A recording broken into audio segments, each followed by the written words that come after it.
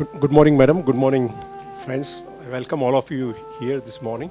And before starting the program, may I request our President, Mr. Meela Jayadiji, to present a bouquet on behalf of all of us to Madam Harichandaji, IAS Director Ayush.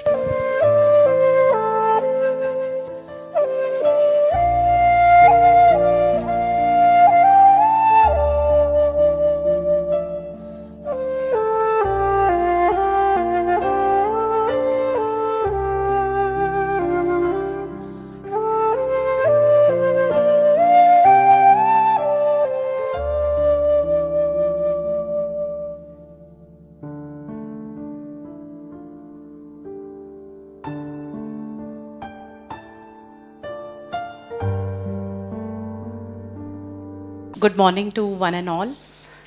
Thank you so much for your gracious presence.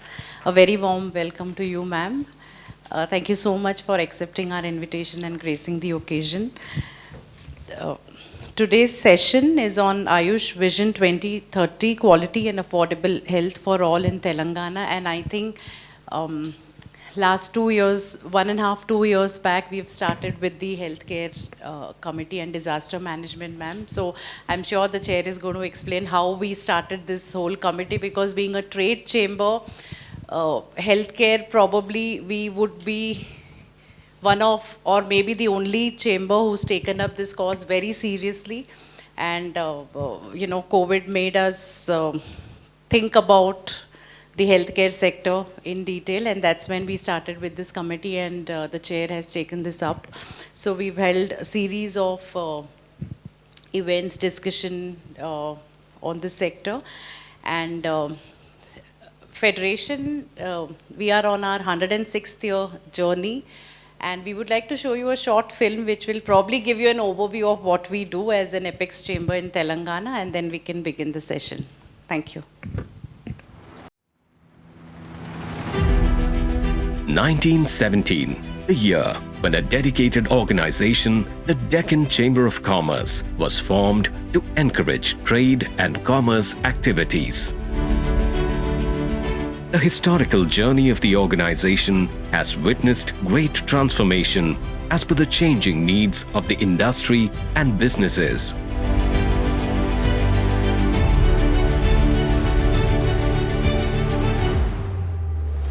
The Federation of Telangana Chambers of Commerce and Industry, FTCCI, a legacy of excellence, voice of the industry, representing interests of over 25,000 businesses of all sizes, sectors and regions, is empowering industry and trade of Telangana state. A world leader in pharma, a global hub for vaccine, home to all major MNCs, leader in IT exports, and emerging first stop of India. FTCCI advocates a pro-business environment, caters to the needs of MSMEs, budding entrepreneurs, and traders through its advisory services in taxation, market information, industry-related issues, B2B connection. The Chamber has its nominees in the state-level advisory committees to help drive business productivity. FTCCI aids in providing certificate of origin for exporters, issues visa recommendation for business travels. The Federation imparts job skills through its dedicated skills center. It has adopted 14 government ITIs to improve the employability of students. With a uniquely global perspective, the FTCCI events reach a highly engaged audience, policymakers and stakeholders aiming towards Atmanirbhar Bharat.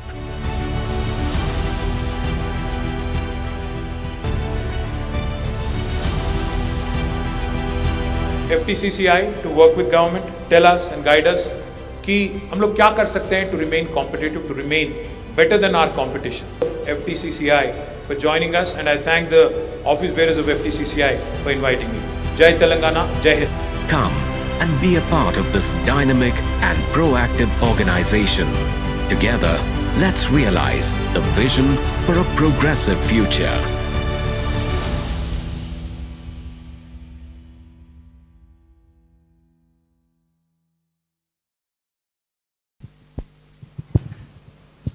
Thank you. I now request President Mr. Meela Jaydev to welcome the gathering. Heartily welcome to you all. ఈరోజు ఆయుష్ vision 2030 గురించి మాట్లాడుకోవటానికి seminar చిన్నది arrange చేశాము. Chief గెస్ట్గా హరిచందన్ దాసరి గారు IAS. చాలా ధన్యవాదాలండి మీరు మా దీనికి వచ్చినందుకు. అండ్ డాక్టర్ సూపరింటెండెంట్ భవానీ గారు, superintendent government of nature cure. మందులతోని తగ్గనివన్నీ నేచర్ క్యూర్లో ఎలా తగ్గిస్తారు అనేది తక్కువ కాస్ట్తోని చేపట్టడానికి ఇది మేడం గారు వచ్చారు. ప్రతి ఒక్కటి అన్ని ఆయుర్వేద రకరకాల, ఎవరికి ఆరోగ్యము ఒక్కొక్కళ్ళకి ఒక్కొక్క దాని మీద నమ్మకం ఉంటుంది. ఆ నమ్మకంతోనే 50% జబ్బులు నయమవుతాయి. అలానే శ్రీకాంత్ బాబు గారు ప్రొఫెసర్, గవర్నమెంట్ ఆయుర్వేద కాలేజ్. ఆయుర్వేదం అనేది కూడా ప్రకృతి నుంచి వచ్చేది. వేల సంవత్సరాల కింద నుంచి ఆయుర్వేదం అనేది మనకు నడుస్తుంది. అలానే ఇప్పుడున్న ఇంగ్లీష్ మందులు తక్కువేం కాదు, ఒక్కొక్కళ్ళకి అది ఉంటుంది. అండ్ డాక్టర్ శ్రీనివాస్ గారు vice principal government of homeopathy. Homeopathy ఇప్పుడు ప్రస్తుత పరిస్థితుల్లో ఈ 10 ఏళ్లలో విపరీతమైన రిక్వైర్మెంట్ వస్తున్నది. కొత్త జబ్బులకు కూడా నయం చేయడానికి మందులు వస్తున్నాయి. దాన్ని కూడా కొంచెం ఎక్స్ప్లోజ్ చేస్తే అందరికీ అఫోర్డబుల్ అవుతుంది ఇవన్నిటికీ. అండ్ వసంతరావు అడిషనల్ డైరెక్టర్ గారు, దిస్ మెడికల్ కాలేజ్. ఫైనల్గా మళ్ళీ ఆపరేషన్స్ ఇట్లాంటి ఏం కావాలన్నా మళ్ళీ ఇంగ్లీష్ మెడిసిన్స్ ఇవన్నీ అవసరం వస్తాయి. వీటన్నిటినీ అఫోర్డబుల్కి ఎలా అవకాశం ఉంటుందో శేఖర్ అగర్వాల్ దాదాపు 1.5 year నుంచి కష్టపడి అందరి మోర్ దెన్ 100 డాక్టర్స్తోని సంప్రదింపులు చేసి ఆయుష్ విజన్ 2030 అనే ఒక బుక్ రిలీజ్ చేశారు. దాంట్లో మొత్తము ఎలా చేయాలి ఎలా అనేది ఉన్నది. FTCCI 3 years నుంచి ఆరోగ్య విషయ అందరూ డాక్టర్లతో సంప్రదింపులు చేసి ఇక్కడ మేము కొన్ని ప్రోగ్రామ్స్ కూడా పెడుతున్నాము. అలా ఇంకా ముందు జిల్లాల వారీగా కూడా స్లమ్ ఏరియాలలోకి వెళ్ళి డాక్టర్లు వస్తామంటున్నారు. ఆ డాక్టర్లతో మాట్లాడి స్లమ్ ఏరియాలలో కూడా ఎవరికి ఏం ప్రాబ్లమ్స్ ఉన్నాయో సాల్వ్ చేయడానికి ప్రయత్నం చేస్తున్నాము. దానికి ఈ సంవత్సరం ప్రాజెక్టు శేఖర్ గారు వాళ్ళు స్టార్ట్ చేస్తారు. స్లమ్ ఏరియాలు ఎక్కడెక్కడ ఐడెంటిఫై చేసి వీటందరికీ మీ డాక్టర్లందరూ మాకు సహకారం కావాలి. దయచేసి మీరందరూ సహకారం ఇస్తుంటే మాకు అసోసియేషన్కి కానీ ప్రజలకు కానీ చాలా ఇదవుతుందండి. I thank you very much again Harichandana గారు, మీరు ఈ ఈవెంట్కి వచ్చినందుకు మాకు చాలా సంతోషం అండి. థ్యాంక్ యూ అండి. Thank you so much, sir. I now request the chair of the Healthcare and Disaster Management Committee, Mr. Shekhar Agarwal, to set the context for today's seminar. Thank you, Kathy. Thank you, the President and my colleague Ravi. Again, good morning to all of you. As it was told that it is basically Federation is a 107 years old organization serving in the area of trade, industry, commerce, economy and employment of the state, and immensely contributed there. And the major challenges started from the COVID time. All of you have been serving the citizen. I must be grateful and thank each and every one of you who has helped the patients and the citizens in our state. And huge suffering that, and experiencing the pains and also a lot of tragedies, the Federation has started a healthcare committee.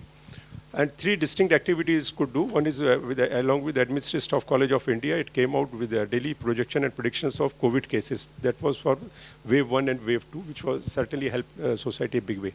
Second was a real-time services with good group of doctors, free advice and consultation to the patients. Number one. Number two, many patients, they were not comfortable home quarantine, for them hotel quarantine. Arranging the hospital beds. Oxygen was a problem, arranging the oxygen. Plasma, donation of the plasma, and the letter on the vaccination, COVID vaccination. So all these things came under real-time services.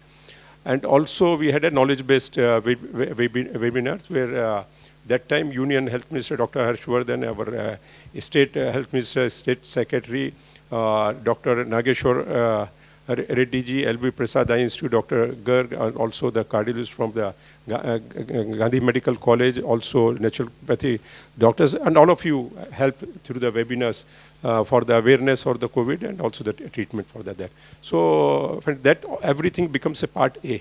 The time we were going on in all these things, we started finding there is a huge gap between the demand and supply, and government is doing a lot of good job, good work in healthcare.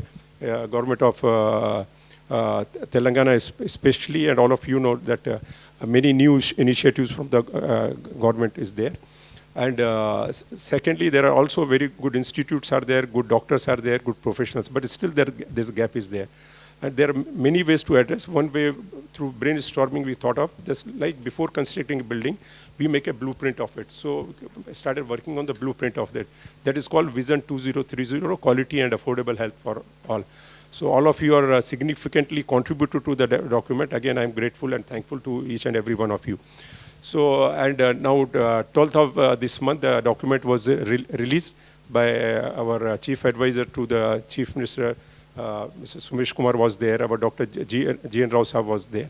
And today evening a meeting is there where the health minister would be there, and also Dr. Nageshwar Reddy Garu will be there. So he'll be presenting on behalf of us this report to the Honorable Health Minister. So now we are coming and coming to the next phase of it. That's a action plan. So madam, there where your all guidance and blessings and direction is required. And Ayush can do wonders, as our president has touched on that. All pathies, they have got their strengths, and also there are some certain limitations. So here is the leveraging the strength of each other pathies, that is number one. And to reach out to all 4 crore citizens of Telangana, and within the shortest time. So that is where we are, and all of you are you're treating your patient very well. I know that. I can vouch for all of you. You're treating your patient. But now another thing, depth is there. Now we have to increase the width. Width means 4 crore citizens. Next to is that this model, madam, like to expand to 140 crore citizens of India, then 800 crores of the world. So there were the thing, and your guidance, we request your guidance on that. So thank you very much.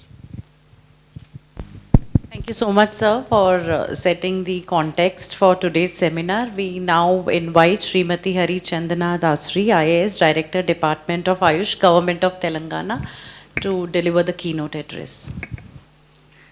So thank you, Shekhar Agarwalji, specifically, and all the office bearers of FTCCI for inviting me here today.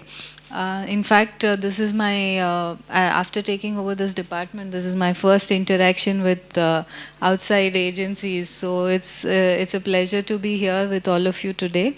And it's so heartening to see how you have already envisaged a future in the wellness and healthcare sector, and have planned this Vision 2030 document. I had seen snippets of it which Shekhar ji had shared with me, and it's a very interesting and a futuristic document that you have prepared.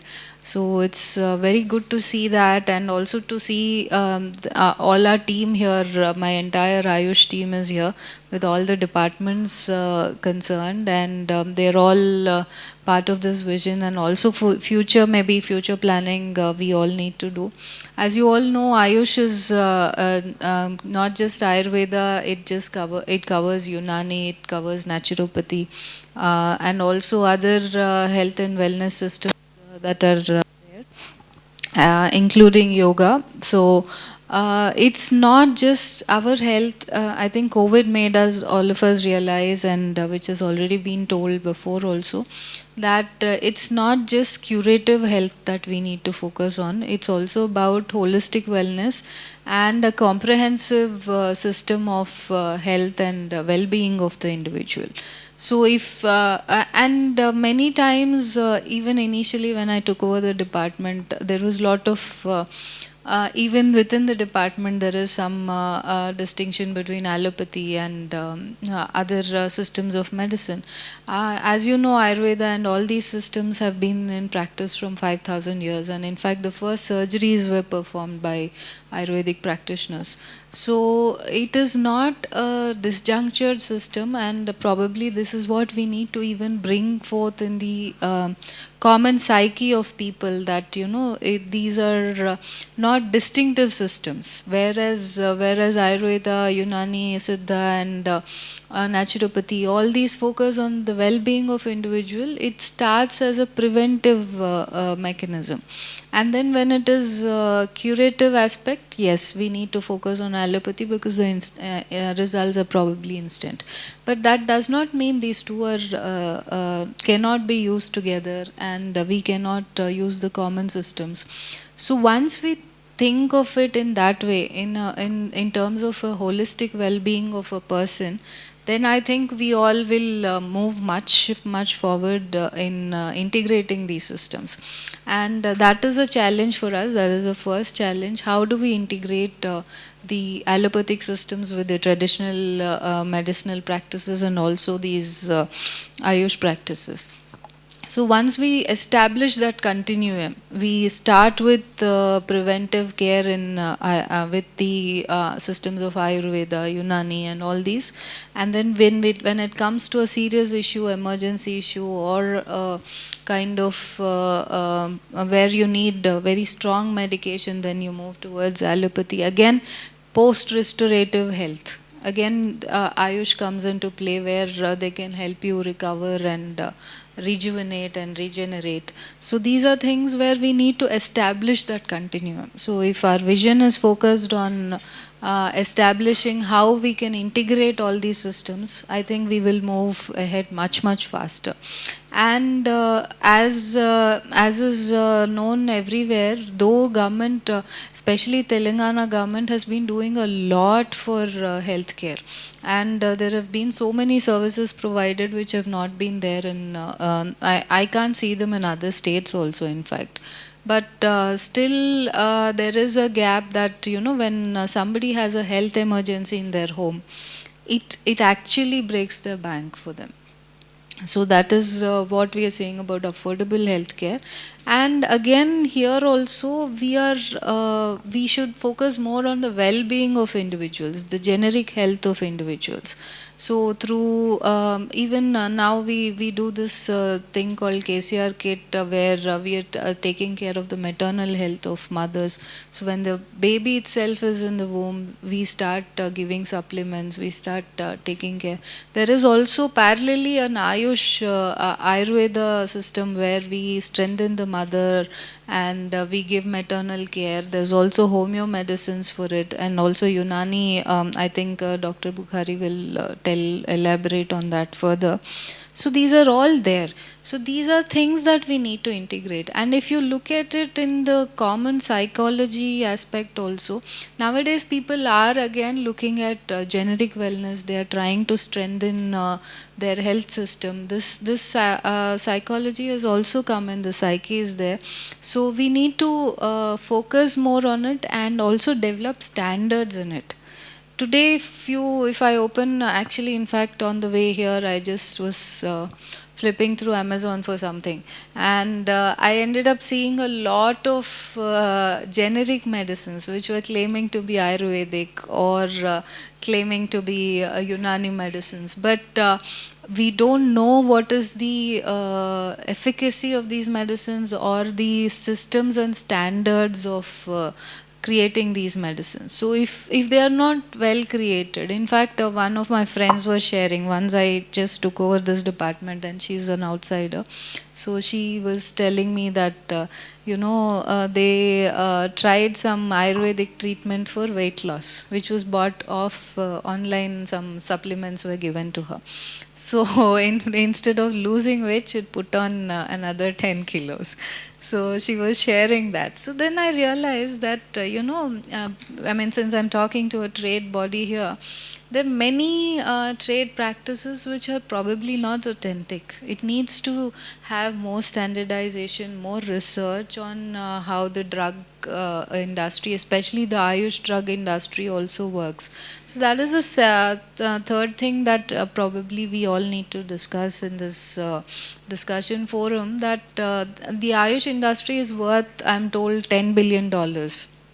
So, and it's going to grow. There is everything from memory increasing supplements to children to different kind of treatments which are being advertised indiscriminately. So we don't know what is correct, what is not. So we need to establish systems. We need to have standards of having, it is more or less there in allopathic medicines. It needs to further, we also have the Board of Indian Medicine which certifies the doctors and the practitioners, and also how we give licenses to these practitioners. So apart from that, also the market industry, what is there in the market, we need to have standards for it. We need to establish, maybe as an industry body, you can ideate further and tell us on what is the way forward in this direction. So that is one thought I leave you with. And also, when we are talking of affordable health care, like you said, we have around 800 Ayush wellness centers across the districts. So apart from our referral hospitals, which we have around 5 referral hospitals across the state, both Ayurveda, Homeo and Unani, also one of the naturopathy hospitals that we have. We also have different wellness centers across, and they are all equipped with practitioners. We have doctors, qualified Ayush doctors in all these wellness centers. So these centers are already there, and also they have helpers, they have pharmacists, and we have pharmacy prescriptions which are given in all these wellness centers. But we need to activate it further. We need to see that we reach the last mile. And we also need to see that like Shekharji was pointing out, that we need to reach out to the last person, and each and every person is availed of these benefits. So reaching out to schools, that is something we are contemplating from the department itself, where we incorporate it in the lifestyle of individuals, Ayush practices. So we start with maternal care, we start with school children, and Ayush has lot of benefit for geriatric care. And we are a country which is slowly aging, and the aging population is increasing. So we need to have a focus on geriatric care and how we can increase. Maybe one of the thoughts we can think of is having geriatric centers in places across maybe district headquarters and all that. We can always plan to do that. That's also a part of the Ayush mission, which is given by the government for us. So we are all planning on these factors. So these things we can do, and as an industry body, I think bringing in standards, norms, and how we can regulate the illegal use of Ayush names is something we can think of, because there are so many genuine practitioners out here, and they are in fact no doctor in all these systems, including naturopathy, goes out without 5 years of training. equivalent to an MBBS doctor. So they're no less. The only thing is we need to come out with the practice systems, and we need to regulate the way it is practiced. There are natural practitioners also. I don't deny some of them can be those age-old naturopathy practitioners. They also have their systems. So how do we bring a little more standardization into it? How do we bring it to the forefront? And once, if some practice like this, like the example I gave you before, when somebody is, the medicine has not given the desired result, when such things happen, again people would start doubting the system itself. So these are things that we need to focus on how to control them, because now with digital interventions, people can buy anything from anywhere. So what is to be bought? How you can buy it, and is it certified? So many people don't even know that I mean, they might know some practitioners, but they wouldn't know how many government hospitals are there, where to reach them. All are dispensaries, in fact. So that's one thought that we were also having, that we should popularize our dispensaries. If you just click on some app, they can take you to a dispensary. That's something we need to work on. If we can work on with your team also, that will be wonderful. So these are some of the thoughts that I leave you with. There'll be, I'm sure, all the practitioners are here. They've been here for many years in the service of the sector. So they will also have some ideas, and they will have thoughts. My team is here. Our director Homeo is here. Our director Unani is here, and also director Ayurveda. AD, all of them are there. So they'll all help you, and all our doctors' teams are also here. So I think the discussion will go on much further in this. So thank you for inviting me here, and all the team. I hope for further interaction, and we will continue. And Jayadevji and Khaiti and Shekharji, I'm sorry I didn't get Raviji, thank you for having us here, me and my team. And hopefully we will have a very wonderful collaboration going further on how we can develop health systems, and also bring out this integrative wellness and health approach. Thank you.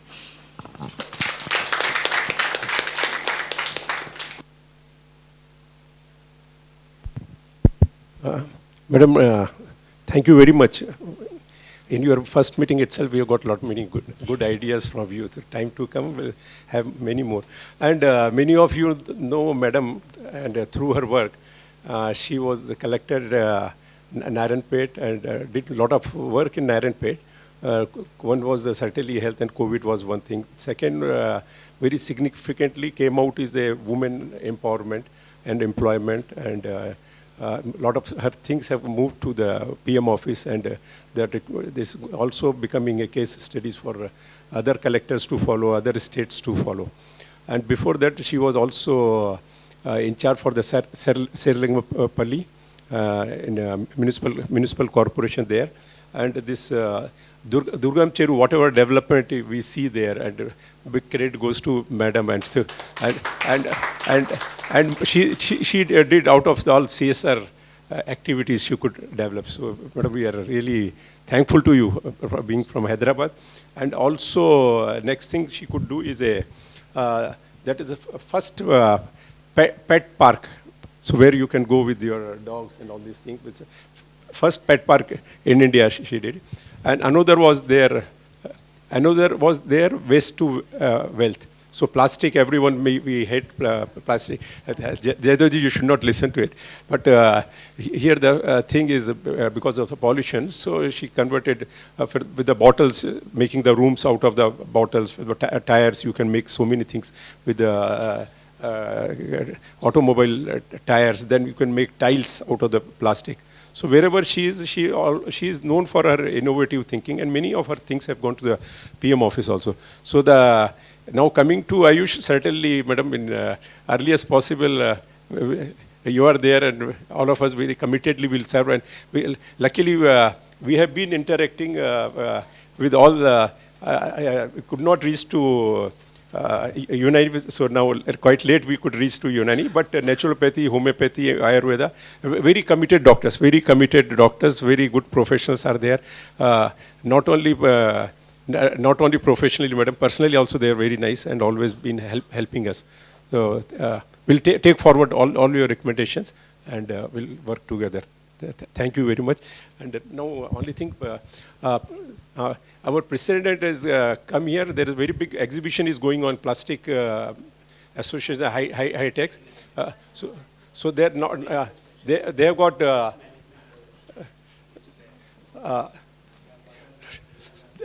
so whenever you, it is four days exhibition, so whenever you get time, you can certainly visit. So,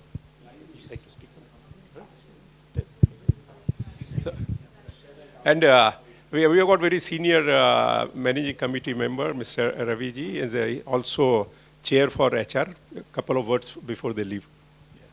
In fact, I'm joining President. Both of us are going there to the exhibition. On the lighter vein, Shekharji was telling that Sudhakar should not listen about plastic. The plastic he uses is harmless. I think you're taking me back to my old roles, but I don't believe in plastic ban, but I believe in recycling and reusing it. So it is something which is useful, which is because even different things like you have medical equipment, you have your, in fact your glasses, all these are made out of plastic, which is a very durable material. So that because of it has a lot more useful, but my only earlier advocacy or even now what I advocate for is how you can reuse and not see that it harms the environment. I'm with it. So even whatever you do, if you come out with some recycling projects, that'll be great. And added to that, one more thing. Yeah, in the high-tech exhibition, special recycling units are there. How to recycle the material and what product we can produce, all the things are there. If anyone is interested, please join there. And Up to 7th it is there. And second thing what madam was sharing was on the trade body helping in the spurious medicines which are coming out. I think we can play a major role, madam, and we can also take the help of the government and ensure that such products are not released, one. And second, you are also talking about geriatric thing, and you also shared that yoga is a wing. Probably along with these things, if a lot of weightage is given to yoga, so by the time you reach the geriatric age and things are taken care of. And for this, normally I share most of the time, half of our life at the cost of health, people earn wealth. Half of our life at the cost of health, people earn wealth. And the remaining half, they spend the same wealth to regain health. So in this aspect, probably if yoga is really given importance, and we can be of great help from the Federation for yoga also, and we can do that. Thank you, madam. Thank you. So can we allow our President Raviji to leave? And madam, request you to kindly continue with us.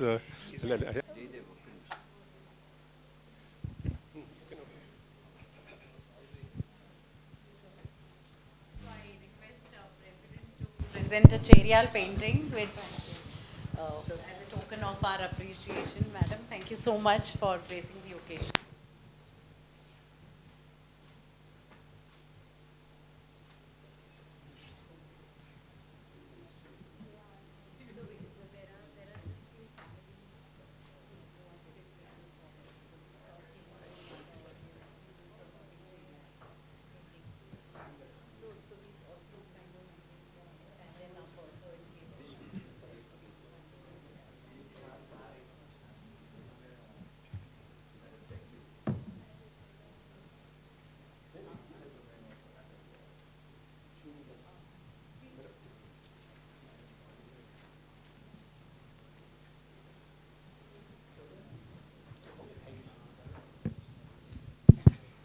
Later on you can shoot.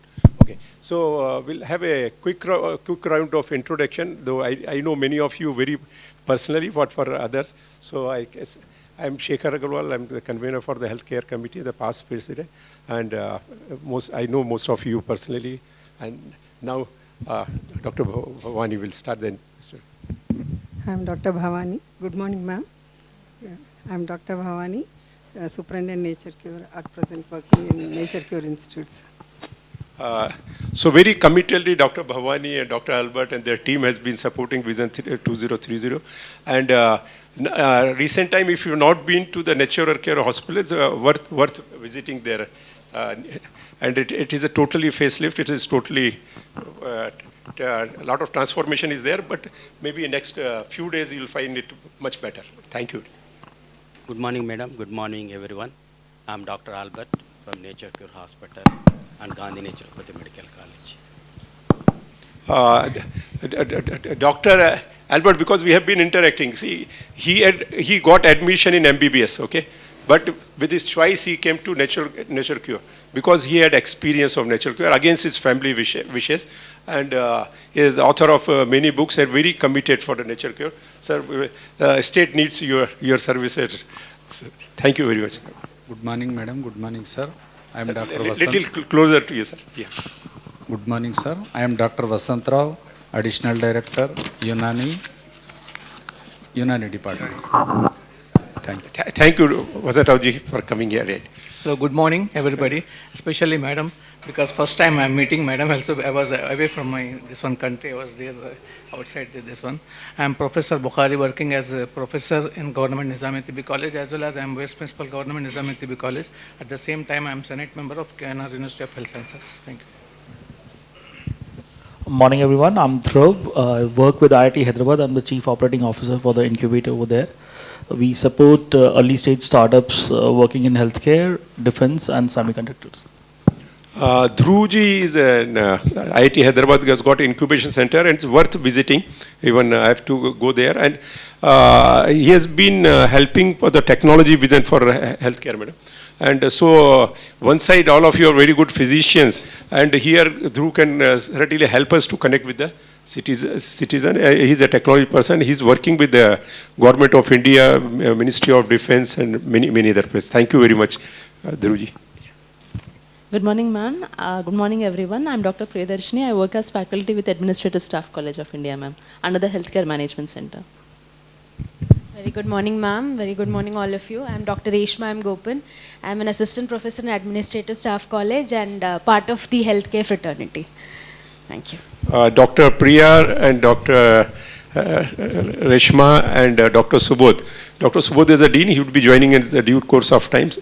But they have been helping this document, and they are the basically knowledge partners for FTCCI. Very committedly, they have been working day and night for us. Good morning, madam. Good morning, all. I am Dr. Rajeshwar Rao, Professor, Government Home Medical College.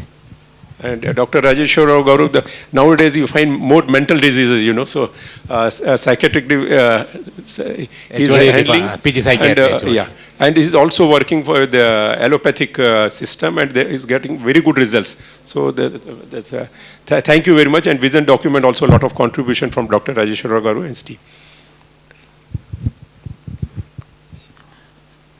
Good morning, madam. Myself, Dr. Kishan, Vishwa Ayurveda Parsad Secretary of Telangana Vibhag, and Superintendent of Sri Veda Institute of Ayurveda Medical Sciences. It is a 100-bedded Ayurveda hospital, private sector. Thank you. Dr. Kishan and their team has been really helping from the Ayurvedic point of view. Yeah. Good morning, madam. I am Dr. Srivani, working as Assistant Professor in Government Ayurveda College, Dr. BRK Government Ayurveda College. I am here representing Department of Kaya Chikitsa, working for this Vision Document 2030. Thank you, Dr. Srivani ji. Thank you. Yeah. Good morning, madam. I am Dr. Lakshmi Kanta, madam, working as professor in Kaya Chikitsa Department, Government Ayurveda Medical College, Hyderabad. Thank you, Dr. Lakshmi Kanji, for being here. Yeah. Good morning, madam, and all friends. Myself is Dr. Sarangpani. I am a former principal of Government Ayurveda College, Hyderabad. I was the former member of the Central Council of Indian Medicine, Government of India, and now I am the member of the Clinical Establishment Committee of the Telangana State. So now I am representing from the Vishwa Ayurveda Parishad President to serve the needy people. So we are very happy to see you, madam. We are thanks to government And thanks to Harish Rao Garu, we received a permanent and regular director for our department to strengthen our department as well. And your plans and visions are very encouraging and very motivating, madam. Thank you, one and all. Thank you, Dr. Sarangpani ji. Madam, again, Dr. Sarangpani ji and all of them have been helping for the document.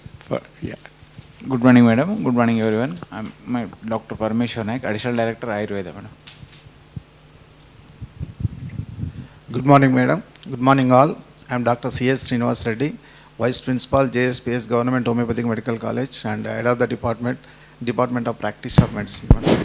So I am representing homeopathy, and I am part of this Vision Document 2030 on homeopathy. Dr. Srinivas Reddy is again great help for the document and for any activity. We also had homeopathic camp here earlier, and next camps also we are in the pipeline. Good morning, ma'am. Good morning, everyone. I'm Dr. Sanjana. I'm part of Healthcare Committee in Federation. We say, all of us, we bring our experience and Sanjana brings the energy. So, good combination. Good morning, ma'am. Good morning, everybody. I'm Dr. Gausia Tabassum, Assistant Professor, Government Nizamiya Tibbi College. I'm representing Unani over here. Good morning, madam. Good morning, all of you. I am Dr. Lingaraju, Principal of JSPS Homeopathy Medical College and in charge Additional Director Homeo. Thank you. Dr. Lingaraju and his team, they were very dedicated with us. So, certainly, all of you deserve a very good round of applause and including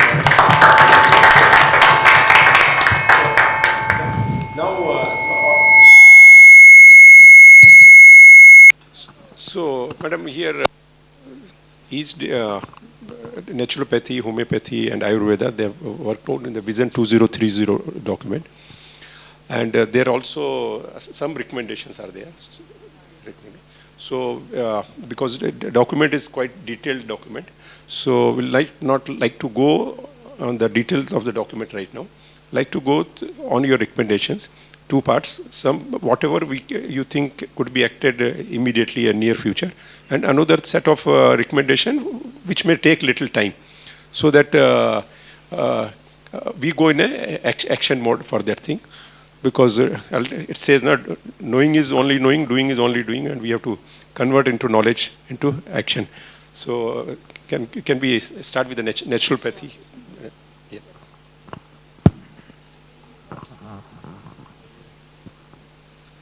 Ma'am? Okay, right. Madam says A first, Ayurveda is first, no? So Ayurveda, madam, please.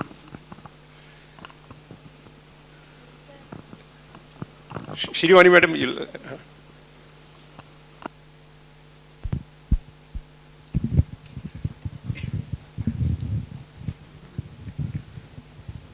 Good morning. Good morning, madam. Respected Director, madam, Department of Ayush, Government of Telangana, distinguished guests at AD Ayurveda, Dr. Parmeshwar Naik sir, AD Homeo, AD Unani, principals and HODs, professors of Government Ayurveda College, Government Homeo College, Government Unani College, all the distinguished guests, pranams to one and all. I am Dr. Srivani, Assistant Professor, but today I am here completely on behalf of our Professor, Dr. P. Srikant Babu sir, who is not here today due to certain unavoidable circumstances. I purely present the document which is a brainchild of Dr. Srikant Babu sir, and we as team Kaya Chikitsa worked in this vision document since the past few months. It's almost a year.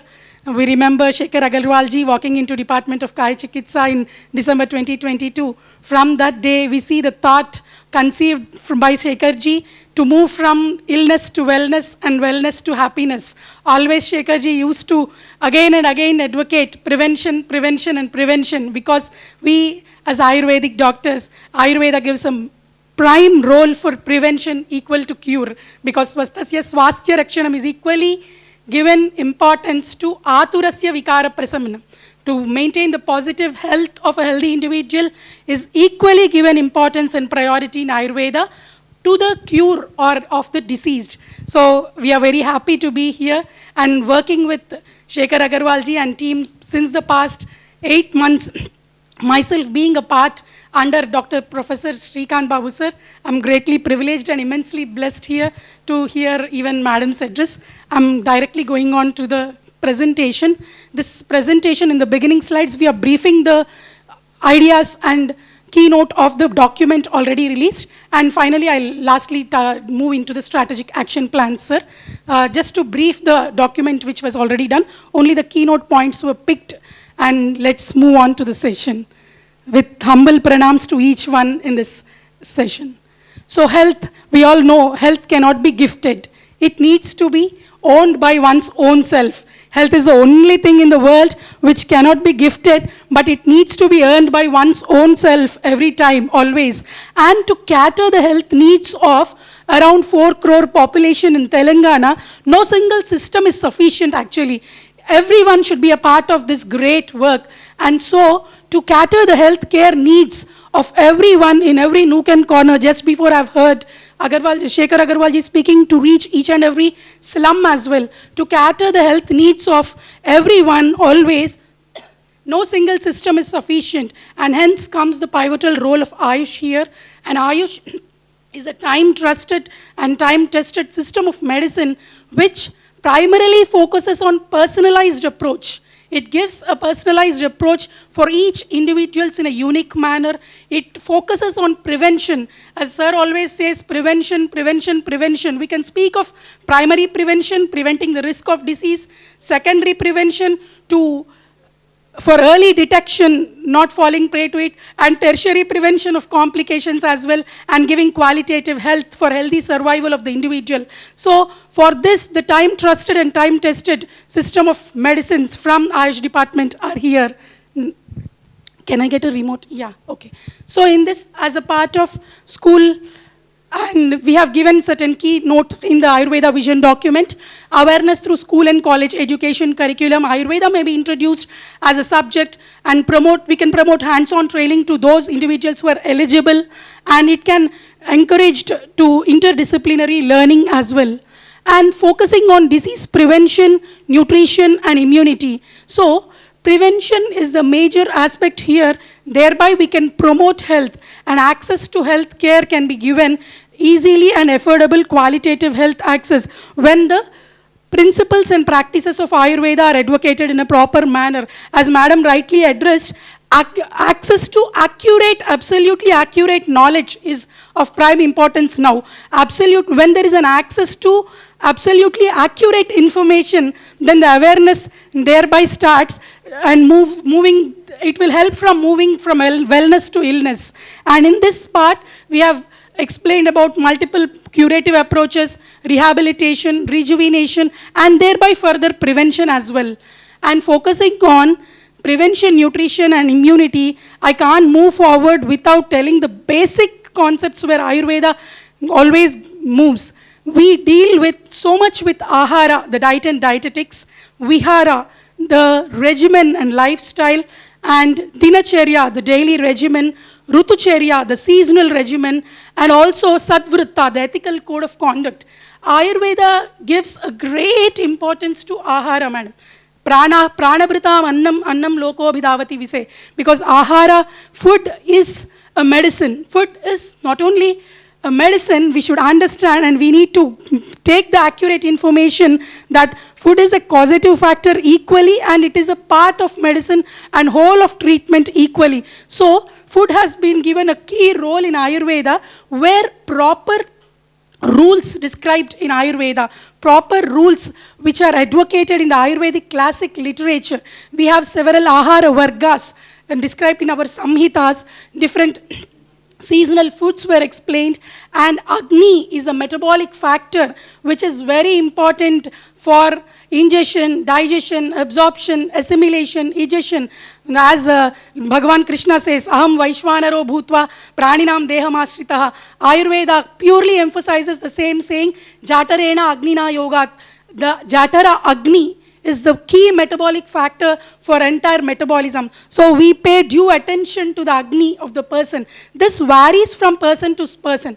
Ayurveda goes on a personalized approach, rather a generalized approach, because it is individual specific, individual approach and individual attention, giving a personalized unique, because every individual is unique in his constitution, which we say the Vata, Pitta and Kapha. So every individual is unique. And the causative factors, the management, the treatment, the ahara varies from individual to individual. So generalized principles can be preached. Individual attention and personalized approach need to be planned based on their constitution of the body. So we give due attention to the ahara which each person need to consume. So here we have brought about the ahara niyamas, which needs to be educated in an accurate manner.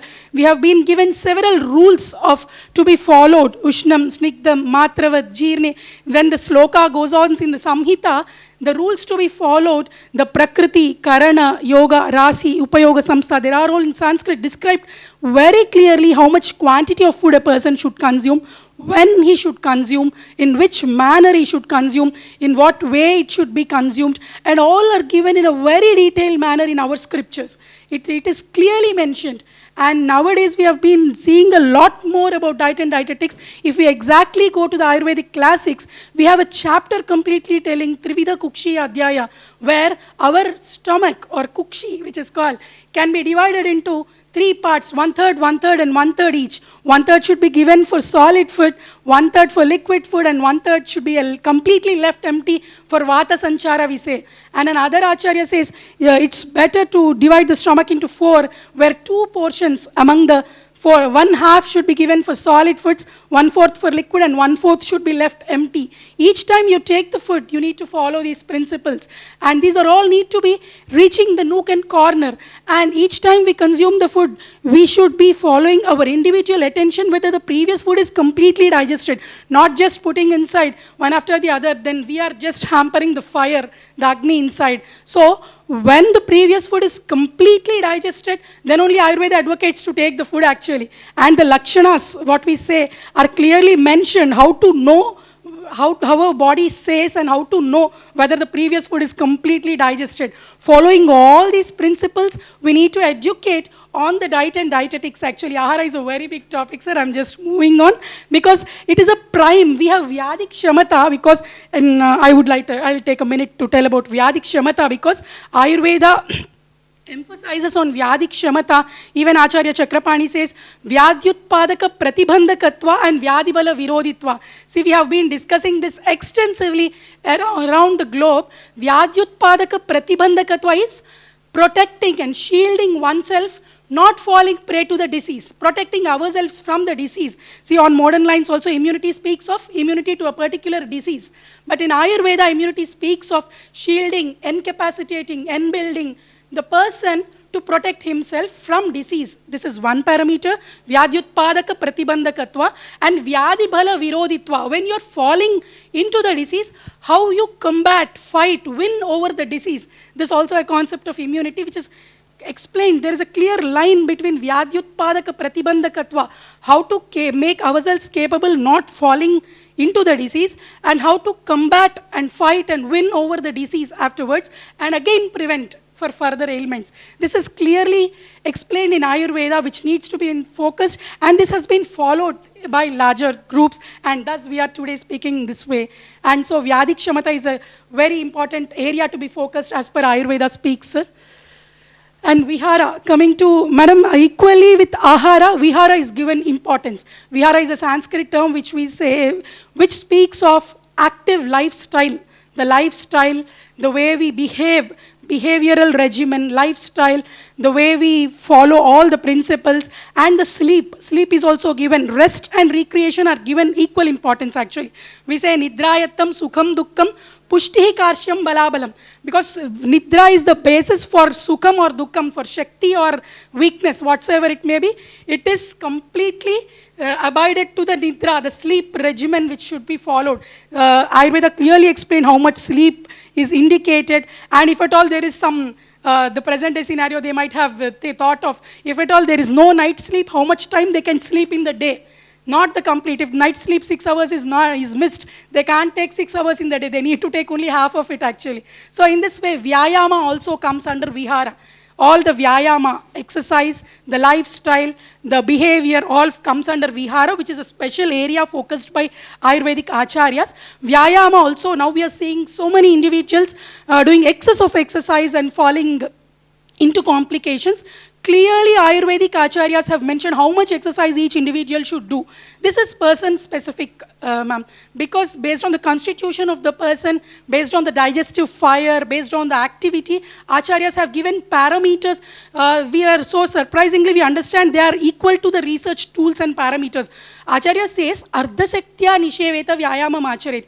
Every person should utilize half of his energy and strength to do Vyayama, not more than that. So this varies from person to person. Ardhasaktya Nisheveta, and he again Sishya asks her doubt, how this half of the strength will be taken into consideration. He says, when the person gets excessive perspiration over the forehead, then it is the indicator that half of his strength is utilized. So you can stop with that duration of exercise. So in those days, thousands of years back, our acharyas have given parameters how to measure.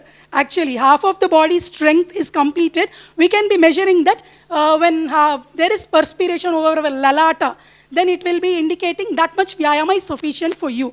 So a person going on to spend his calories for hours together definitely is going to be landing into complications. He also gives a comparison, Gajam Simha Ivakashan. Even a lion, if it does excess, it will definitely be down. And so that is about Vihara, where we should advocate the principles and practices of Ayurveda pertaining to lifestyle, sleep, exercise, activity and all. Moving on to the next. So here now comes the next portion. To rebuild community trust on healthcare system and health force, IEC, information, education and communication is required, social media, awareness and accessibility. And promoting and strengthening healthcare system through Ayurveda, this can be achieved only through a combination, a synergic effect of public sector, private sector and public-private partnerships. And thereby this document was designed in such a way with different models. And providing healthcare for the financially low income, middle income, high income groups, because every individual who is needy needs to be having access to the care. So this is planned accordingly. And reducing medical costs through increasing efficiency. These are all given in detail in the Ayurveda vision document. So as ma'am was speaking, the safety, to ensure safety of the Ayurvedic drugs and thereby reducing the medical cost. These are all needs to be worked on. And to improve the existing healthcare education, workshops are being organized and even more can be done, conferences, online courses, fellowship programs. And to make healthcare more patient-centric through innovation and technology. This is already into the streamline where telemedicine services, smart apps and all to go for a better outreach. An observation of good practices for the purpose of replication. See, providing a comprehensive healthcare to people and integrating Ayurveda into the conventional healthcare systems, using technology to improve care delivery, engaging patients in their care, providing the ongoing training and education programs. And for proposing economically viable and sustainable models, different plans were made in the document: public-private partnerships, community-based healthcare delivery, telemedicine and health technologies, private sector investment, evidence-based practices. So while we involve other experts and stakeholders, definitely there will be a broader expertise for the principles and practices of Ayurveda, and the credibility will be increased. Thereby the access to resources can be improved, and a greater collaboration always results to greater results. How Ayurveda benefits can reach to all the citizens of Telangana. There are many success stories of individual practitioners. Those can be observed, validated and integrated. This will be increasing the public awareness, and integrating Ayurveda into the conventional healthcare systems will be improved, and providing training and education, and thereby increasing the access to care. So the access to care will be increased by all these. And suggesting government policies which are already existing, few are existing, and few are being worked on. Expansion of Ayurvedic healthcare facilities, promotion of Ayurvedic education, integration of Ayurveda with mainstream healthcare, regulation of Ayurvedic products and practices. The safety should be ensured, and the efficacy and the cost control, and research and development, awareness campaigns, insurance coverage, and this is for catering to the all income groups actually, accessibility and affordability. So here we have already addressed in the vision document, which was already released on 12th of this month. These are the areas to be focused where there are some gaps between the resources available versus resources required, where manpower, infrastructure, technology, investment, many resources are already available and certain need to be required. And now coming to the strategic action plans, we have divided each and every slide. This is actually our Sir Srikant Babu Sir's presentation. Moving on, we have divided it into short-term plans and mid-term plans and long-term plans. These can be done, worked out, and short-term plans can be worked out immediately, which can be addressed as soon as possible. Immunization care. Actually, immunization, as a part of immunization care, our acharyas have suggested Swarna Bindu Prashana, sir, and that is a mode of immunization to enhance the immunity of the individuals. And dietary care, as I already told, there is a vast literature explaining about the diet and dietetics in Ayurveda, which needs to be reached to the nook and corner in a proper, absolutely accurate form. Because how much quantity of food, at what time, in what manner, in one particular certain instance, Acharya says, we shouldn't hold our plate above the level of the heart. And even they advocate how to sit and take the food. How to sit and take the food, when to eat, what to eat, how to eat, and all these needs to be reaching to the public in a proper manner, accurate manner, because so many unnecessary information which is not right, absolutely, because I have a patient recently telling she consumes 200 ml of pumpkin juice early in the morning on empty stomach. So when you're taking some juice and early in the morning, Ayurveda, then that is labeled Ayurveda, as madam was telling, because actually Ayurveda speaks only a person should take something when the Agni is in a proper state, when the previous Ahara is completely digested, only when the Malamutra Visarjana are completely done, only when the body is, and the Indriya, we say, the senses are active, the body is active, the senses are active, and the micturition and defecation urges are completely proper. And there are certain principles which need to be taken in a proper manner. So diet and Ayurvedic dietary care can be taken immediate attention, and medical camps, non-communicable diseases care, oral hygiene care, plantation of medicinal plants, Madhumeha care, thyroid care. So these are all, because they are so rampant and widely seen nowadays, we can take this as short-term plans as I got instructed by our HOD sir. And next, mid-term and long-term plans are like maternal health care, because they are completely explained in Ayurveda. Maternal health care, child health care, and as adolescent care, geriatric and rejuvenation care, cancer care, cardiac care, toxicology is also a branch in Ayurveda, fertility care, skill laboratory, research innovations and extensions, revitalizing the clinical building, embracing transformation, pharmacovigilance activities. So coming to the, I'll just take some time on the short-term plans and conclude. I hope I can take a few more minutes. So immunization care or Swarna Bindu Prashana program can be done, which is a unique Ayurvedic method to boost immunity and intelligence as well, because it has its own upayogas. It not only works on immunity, it works on smriti, medha and all. So Ayurveda advocates Swarna Bindu Prashana, and I have just attached a few research articles there. There are a lot more research articles. And Swarna Bindu Prashana in infants, toddlers, school children, it is advocated for boosting and bolstering their immunity as well as intelligence. This is a program which can be taken into consideration. Dietary care, I have spoken a lot about diet actually. Those are all principles and practices. Being a teacher, I don't know, I have spoken more, please, with the permission of the chair. And dietary care, because it increases awareness on Hita Ahara. What is Hita and what is Ahita? In Ayurveda, we take the individual as Sattvam Atma Sariram Cha, the psycho-physical spiritual unit as a human. When it is taken into consideration, we give equal importance to Prasanna, Atma, Indriya and Manas, not only body. So the senses, the mind, the body are given equal importance. So food plays a vital role in it. So Ayurveda dietary care, it needs awareness on Hita Ahara and Patya Kalpana.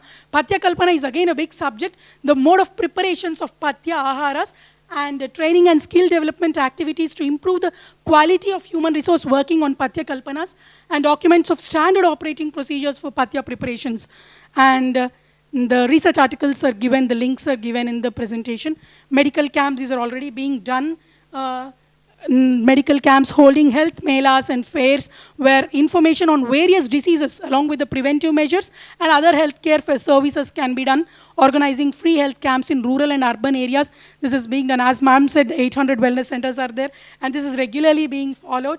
And next, non-communicable diseases care. We all know nowadays there is spiking rise in non-communicable diseases, lifestyle diseases, autoimmune diseases. And all these deal with, as every system has its own limitations with due regard, certainly emergencies and surgeries are definitely handled by allopathic system. We all need to pay great respect and regard to it. But in view of the spiking rise of autoimmune disorders, lifestyle disorders, and also non-communicable diseases, it is our prime responsibility to enhance, educate, and to focus on the strengths of Ayurveda, to explore the potential of Ayurveda, to create awareness that Ayurveda is a evidence-based, time-trusted medicine system, and to create even more awareness and to bring out the potential and utilize it for prevention aspect. So promotion of seasonal panchakarmas. Ayurveda has a concept of Ritu Sandhi. Ritu Charya we say, which to be followed. The diet and dietetics to be followed in each season in specific. And Ritu Charya, it is given a detailed subject to the students. Ritu Sandhi we call the last week of one Ritu and the first week of the other Ritu. That is the Ritu Sandhi. The person should be capable enabling himself to the climatic conditions of the transformation from one season to the other.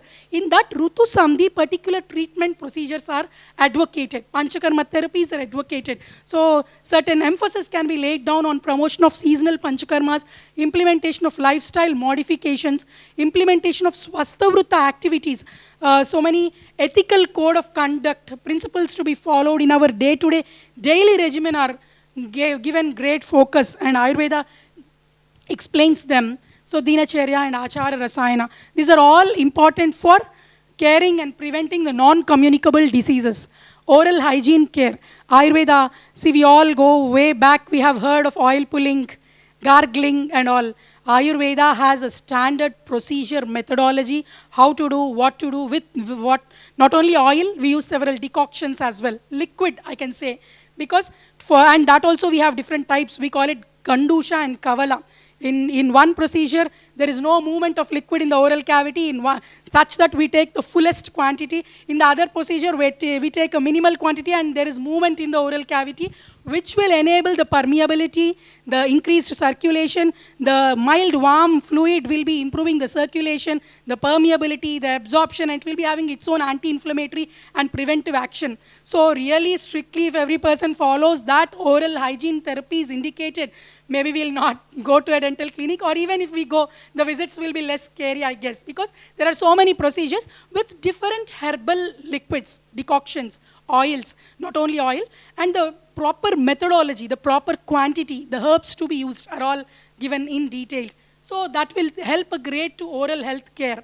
So prioritizing oral health ensures that our teeth and gums remain as intact as possible, rendering dental visits less scary, less painful, and minimally invasive, while simultaneously supporting robust overall health and well-being. Ayurvedic oral hygiene practices also enhance the sense of taste, support detoxification, encourage optimal digestive strength, and bolster immunity. As we are all doctors here, we know many oral health conditions are due to some other inflammatory condition in the bowel. Because that's why I'm highlighting here the digestive strength, because certain oral therapies are improving there, because we know inflammatory bowel disease, all these and chronic inflammatory conditions of the bowel will be leading to oral health conditions. The person is having recurrent stomatitis. That may not be a deficiency of vitamin C or folate or something. There might be an inflammatory bowel disease somewhere in the intestines. So we need to address many things here. And again, next, There are some research articles attached here. Plantation of medicinal plants can be done. Development and maintenance of herbal garden, plantation programs, cultivation and propagation and protection of those plants later.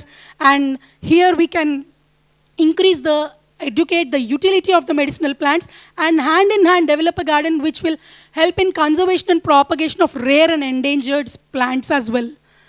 And Madhumeha care. This is a very big topic. To promote awareness of diabetes mellitus first, accurate knowledge should be given. Diabetes care, to provide a resource of information about diabetes care and its complications even for patients and others. A special care on diabetic foot, because these are landing to irreversible damage to the patient, because that is a condition due to lack of proper knowledge, due to not implementing proper techniques at a proper right time. In a fraction of time, they are landing into complications which are irreversible. The damage will be irreversible later. And thyroid care, now we can go to the statistics, how thyroid is increasing. There are several reasons, sometimes due to less of hormone, more of hormone, resistance to the hormone, and whatnot, autoimmune conditions and whatnot actually. In such a situation, because even we give synthetic hormones, sometimes that is again landing into other, when it is given in the higher dose, not in an appropriate dose, again it is resulting into autoimmune conditions. So addressing this, in Ayurveda, rather than replacing a hormone, it gives much added importance and priority, I guess, to modifying Agni, the basal metabolic rate, and augmenting the Vyadhi Kshamatva, the immunity. Deepana, Pachana, Rasayana, Medohara, and Balya, these are all Ayurvedic therapy procedures. Madam, I think it's very interesting, very captivating. Yeah. Just request you to kindly speed up a little. Come to action. It's the last slide. Thank you. It's the last slide. So this is thyroid care, and my sincere, humble pranams to the entire chair and all, because I am the smallest person here, I should say, because working, and I am here assistant professor in the Department of Kaya Chikitsa. I purely represent our HOD, Dr. P. Srikant Babu sir, and Department of Kaya Chikitsa, Dr. BRKR Government Ayurvedic College. Thank you one and all. Thank you, madam, for giving us this opportunity. And further, the plans will be discussed by our sir in the later sessions. Thank you so much, sir. Thank you for your patience and presence as well. Thank you. It's very interesting, very captivating. We'll certainly like to have more and more. But here's again, that time is there. And you spoke very well, madam. We really appreciate. And now, before that, Dr. Lakshmikanji, any observation on action plan? You'd like to have any Ayurveda thing you'd like to suggest? Anything on that? Okay. Dr. Sarangpani, sir, anything more? So, hello. It is there in this topic. So, IEC, that is the information, education and communication to the grassroots level regarding the Ayurvedic potentialities. So, how best we can educate for their better health, the preventive medicine, preventive aspects.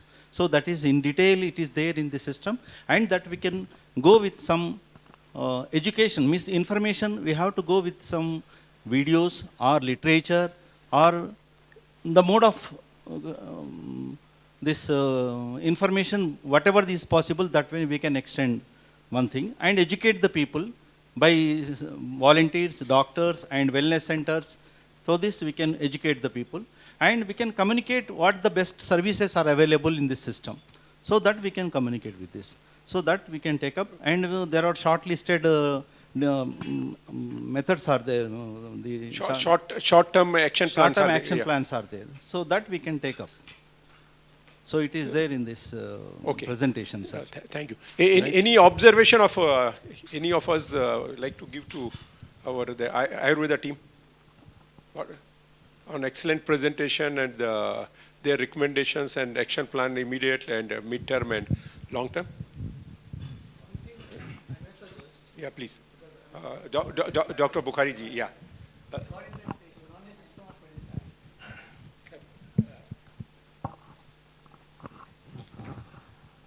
There are some formulations which are not outside. That means they are running in families.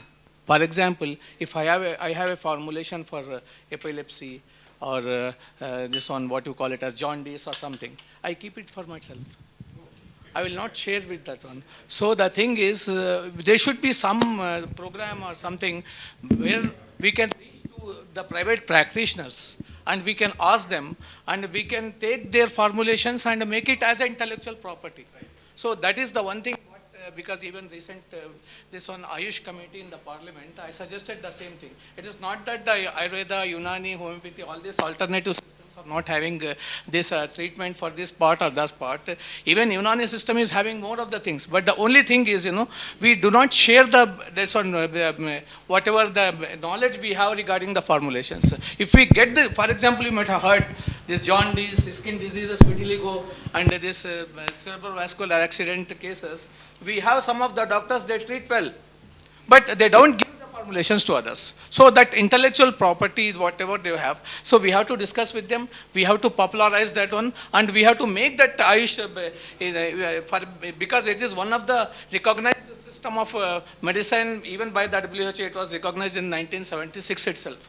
So since then, we are just lagging behind. Though this Chinese medicine and the Tibetan medicines, they have approached WHOs and they have prepared their own indexes there. But we are lacking that index. So that is my suggestion, that whatever the Ayurvedic, even recent during this Corona period, COVID period, near the Nellore, one person, he climbed, and most of the patients, even though some of my relatives also, they were telling that they got the benefit of that product. But we do not have that formulation in our books. So we can take those formulations from them and we can popularize them. Very, very good observation. My maternal grandmother had some ointment. Whenever we used to get injured, immediately she used to apply and we used to get cured. But we lost the formulation, Over the period, we lost none of our family members. So, as you are telling, perfectly right. We have got many things. Right. Yeah, Dr. Sarangpani sir. Sir, what he has mentioned, that is right. But the lacuna is not with our other people. Yeah. The lacuna with the people, those who are practicing, they are not revealing the Yeah. things. That is there. So they wanted to give the medicine. If you want to go and get it done in your research work and you can analyze it and you can identify the products. Yeah. It is not possible with the present laboratories, because there are some lacuna in the our technology. So that's why we are unable to come out. But what he has lastly mentioned, recently in Nellore, the Anandaya has given some treatment for the corona people. So the formulation he has given, the method he has given, everything he has given. It is mentioned, and ICMR and CCRAS, both the apex bodies are come to the place and they observed that there are the harmless drugs. Why the government has not taken up? Because when it is come out, but why? Because there are many research centers from Ayurveda, from ICMR, both can take up and they will move into the collaborative study. So here, madam, my plans, because when I was in the former member in the Central Council of Indian Medicine, so we have come out with a project that all over India, there are several hidden practices are there like this. So many techniques and many formulations are there which are more beneficial even in tribal areas, even in Sri Lanka, and many areas are also there. So that we wanted to bring into a limelight. So we formed a scheme project, and unfortunately it was not continued, but it is a good idea. Even if the state government come out with some project, then we can go into the rural areas and we can go with this process and the drugs, and that we can take out with the research centers, and how best we can clinically trial it. Then we will final that these are the useful for these conditions. So with this, thank you, Ananda. So maybe now madam is there, some specific, see there are many things, something very specific, somewhere some medicine is available, but on all India basis it's not recognized. Yeah. So that time madam is there, we'll certainly take it forward, and one by one it could be encouraged. And one thing like on the Ayurveda, because we had a presentation from Ayurveda, just I like to support one case. Many cases because you are in that line. Our past president Lakshmi Nivaji Sharma is there, and he is about 77 years old. 10 years back he lost total balance of his body, and he was not able to move properly and everything. And then he was advised for complicated spinal surgery, and that was the only thing. And his appointment, everything was fixed in one of the corporate hospitals. And but and that was a high risk operation. But then in between, someone is told that there is a Ayurveda doctor in Tirupati. Why don't you take a chance? And he has gone and taken a chance. And after that, he's followed the Ayurvedan thing. Now, he also gone and recorded in book also something is mentioned actually. So through Ayurveda now, which is more than 10 years, he's all right. So, and you may be having many more cases. I'm giving you only one case. So one thing is, you should have confidence on your pathy, okay? And it is a very strong pathy. Now, another thing, what happens, weak section is never respected. So we have to become strong, you know. All of us to become strong. Now become very strong, not to take much time to become strong. We have to become strong immediately. We have to be strong, become now. So take the charge now, become strong. Go to 4 crore citizen, then go to 140, 800. People will come to you. People don't have any love and affection for any pathy. They just want to be cured and treated. So, I just, that all of you, I just share one experience of mine directly or indirectly. But you have got many more. Go forward. Madam is here. Now next is immediately possible. Pilot project is 4 crore citizens. Then 140, then 800. And quickly we have to do it. Because ultimately all of us, we have got limited time in our life. Okay? So we should not postpone the things. Thank you very much. So thank you very much. Madam, you have rightly mentioned, there are several examples, there are several practitioners are there. So it is proven the Ayurveda primarily gives for the non-invasive procedures rather than the invasive procedures. Because the surgery is the last resort. Perfectly right. But Ayurveda will always go with the systematic way. So that is the non-invasive procedures. Yeah. Thank you, sir. Right. So next, your action plans must be very clear what we are going to have immediately. So that Madam is there, we'll have one round of meeting. It is there and in we'll our start presentation. The success stories we can take up from the different practitioners in rural areas and in urban areas. That will be great. We can promote to the public Perfectly. and so that the people can benefit it. Perfectly. Madam, Ayurveda, anything like to share? Actually, interesting perspective. Maybe we can explore creating an open resource gathering system for all this. Let us do that from the department. Let's see how we can explore doing that. Maybe create an online resource where it is. But these practitioners should also be willing to share their secrets.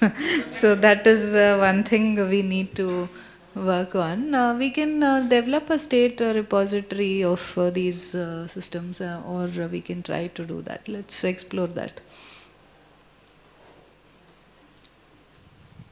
Go ahead. Yeah, go start.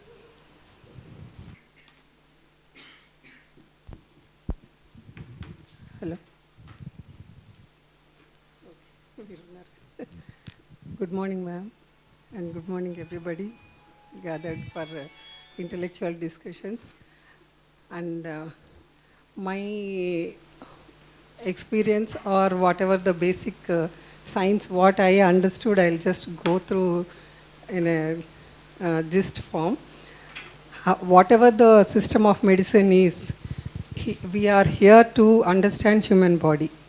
That is the fundamental thing what we have to. And then after understanding human body, and our duty is to make the human body to be healthy for 100 years. Whatever the lifespan given by nature, whether it is God or nature. So for that, everybody has to put their own efforts, and already we all have been educated and civilized, and also in technology wise, we have improved our medha, means intellectuality. So rather than using our intellectuality for comforts or luxuries or anything, we have to find out some solutions and limitations for our lifestyle. That is what the nature cure fundamental is. And then the other thing is, human body is always made up of,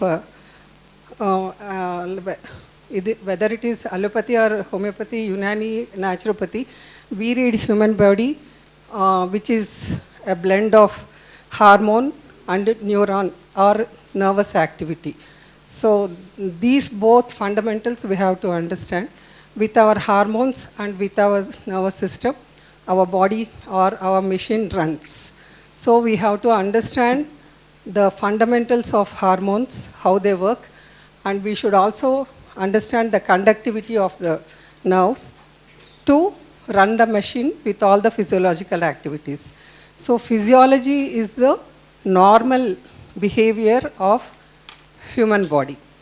That's the reason even in primary, this one in medical, anatomy, physiology and biochemistry are the basic fundamental subjects where we have to understand well, and then when we come to implementing in a medical form or to improve the healthy conditions, basically we should go through physiology and biochemistry and then anatomy. These three parts we have to explore and then find out where it has gone wrong. Then the abnormality becomes pathology. That's all. This is the gist of science we have to understand.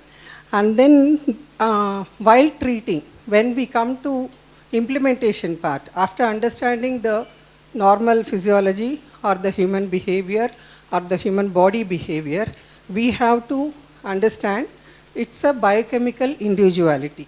So whatever the principles, whatever the medical principles, whatever the medicine or anything, whichever we give, whether it is from diet to medicine, it's biochemical individuality which plays a major role in accepting whether it is diet or in medicine.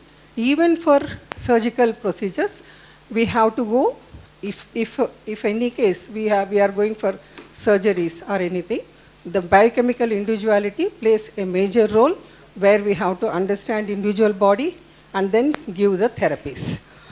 Then here in naturopathy, and we have a fundamental,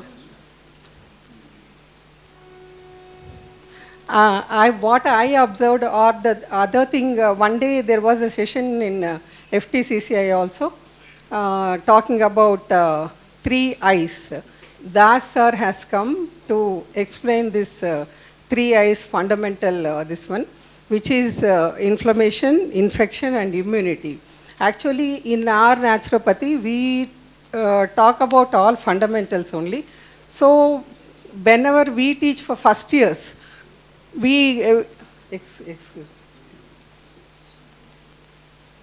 whenever we teach for first years, these are the 3 factors where we make the child to understand. So when the body is not under the inflammatory conditions, it's not only with the inflammation of the physical body or physiological body, it's also the mental body. Inflammatory thought should not be there. So inflammation which causes or which gives a condition for infection, and both inflammation and infection will reduce our immunity. All these are the fundamentals where we have to understand human body and then implement whether it is Ayurveda, homeopathy or Unani or allopathy, any medicine. But here in naturopathy, what we say is, like somewhere I heard about forest bathing. Somewhere I heard about forest bathing. In Japan, they say it seems. They leave people in forest just to roam around and come because they become healthy. So the fundamental here is we always to be in nature. Our garden bathing, what can be, nowadays we can make that word into garden bathing.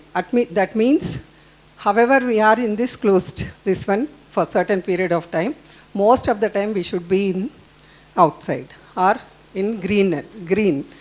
And then the other thing, what I, to be healthy, the first this one is, Madam was talking about sleep pattern and digestion. That is, it's a fundamental, this one of circadian rhythm or biorhythm of the human body.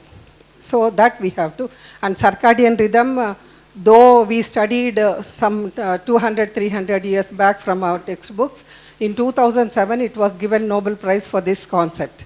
So these things we have to understand. So why aren't we into the sector where the propagation will be more and where the implementation will be more to the human society? As just now Madam was telling about secrecy of our medical knowledge. So medical knowledge, nowhere we can now, so previously it was there, the secrecy may be, but now there is no chance of keeping anything in secret. And it is all for human society. So being healthy and getting a progeny, the next generation also healthy is our motto.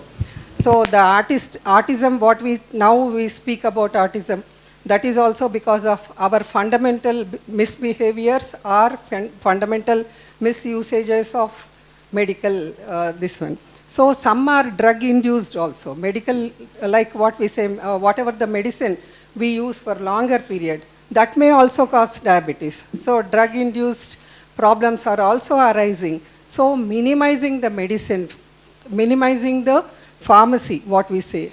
If it is necessary only, we should go. Otherwise, we have to see the other ways to get rid of any discomfort. That's the reason. Now I start with my presentation, ma'am.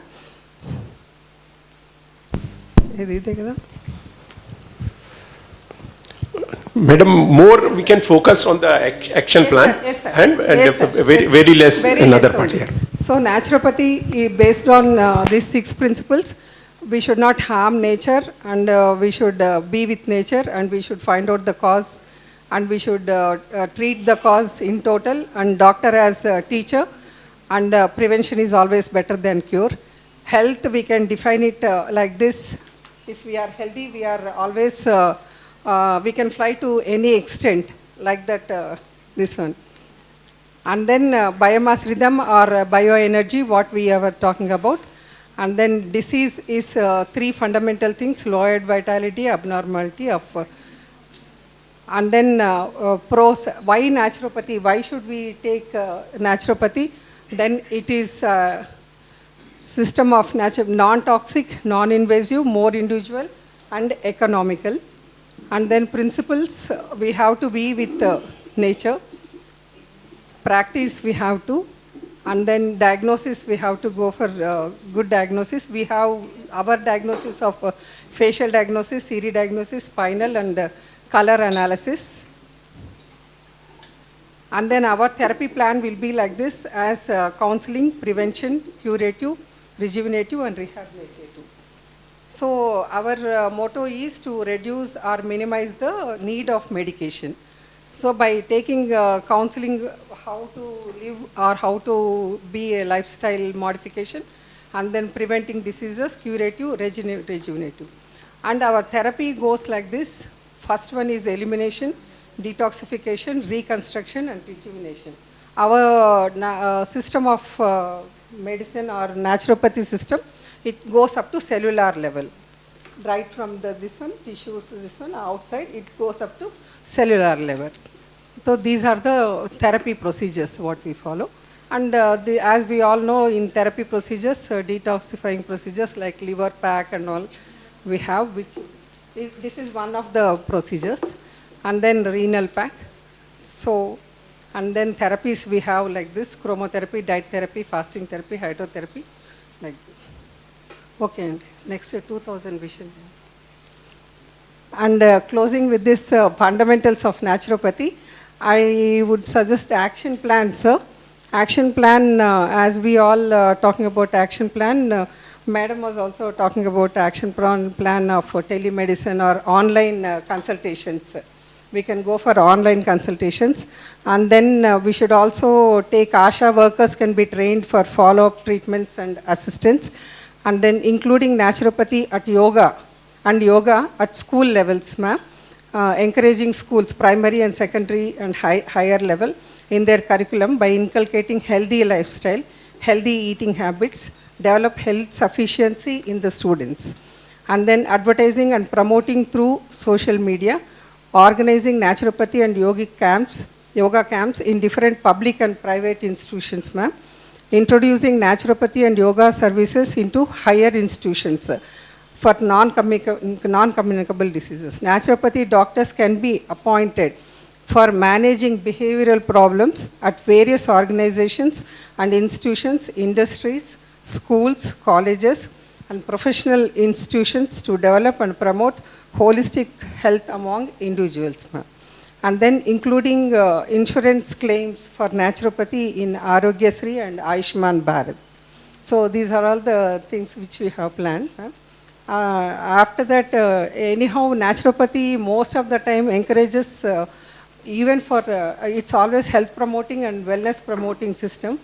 So it's, when we want to get the benefits of naturopathy, it's always good to have a institutional procedures where at least for 1 week or 10 days, the person will be away from the routine activities where he'll be stressed or being discomfort. So here in naturopathy, we will not take the word disease. We always talk about the discomfort of the body. So discomfort can be treated with primary, this one, ma'am. So with that, we can prevent any further complications of health. With this, I'll close my session. And thank you for giving me this opportunity. Thank you very much. Madam, now two things. Please be seated. One, somewhere we are sounding telemedicine, is it?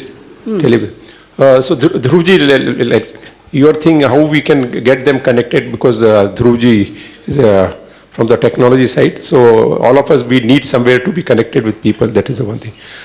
Secondly, now because anipathies, do we find there is a shortage of manpower? Suppose naturopathy has 2 to 4 crore citizens. You think our present manpower is sufficient or no? Same thing in Ayurveda also. Otherwise, if it is sufficient, well and good. If it's not sufficient, on a ward footing, can we train them? Like example is LV Prasad Hospital. They have trained a technician from the rural areas. Yes. Then again, after training, the person is in his own village. So he's happy there. And LV Prasad, that person, that is 18 months training, and the person is paid 15,000 rupees in the village. He's called doctor, so he's also happy with many reasons. And on a system, he's connected with a doctor. And then that, say 100 patients, they are getting the treatment in their village. They need not travel, so their daily livelihood is saved for the patient and the attender, and a lot of expenditure towards travel, food, this thing. So serving people at that area, the connectivity, that is one thing. Secondly, we're talking about the manpower. Do we think that we should have some assistant medicos or any other skilled people? So because it will be addressing lot many things. One side, we have got a lot of unemployment. Secondly, you will be able, the skilled people, so that is there, and also will be able to provide the health. So we'll take a minute for technology point. Dhruvji, can you? Yes. Sorry. Yeah.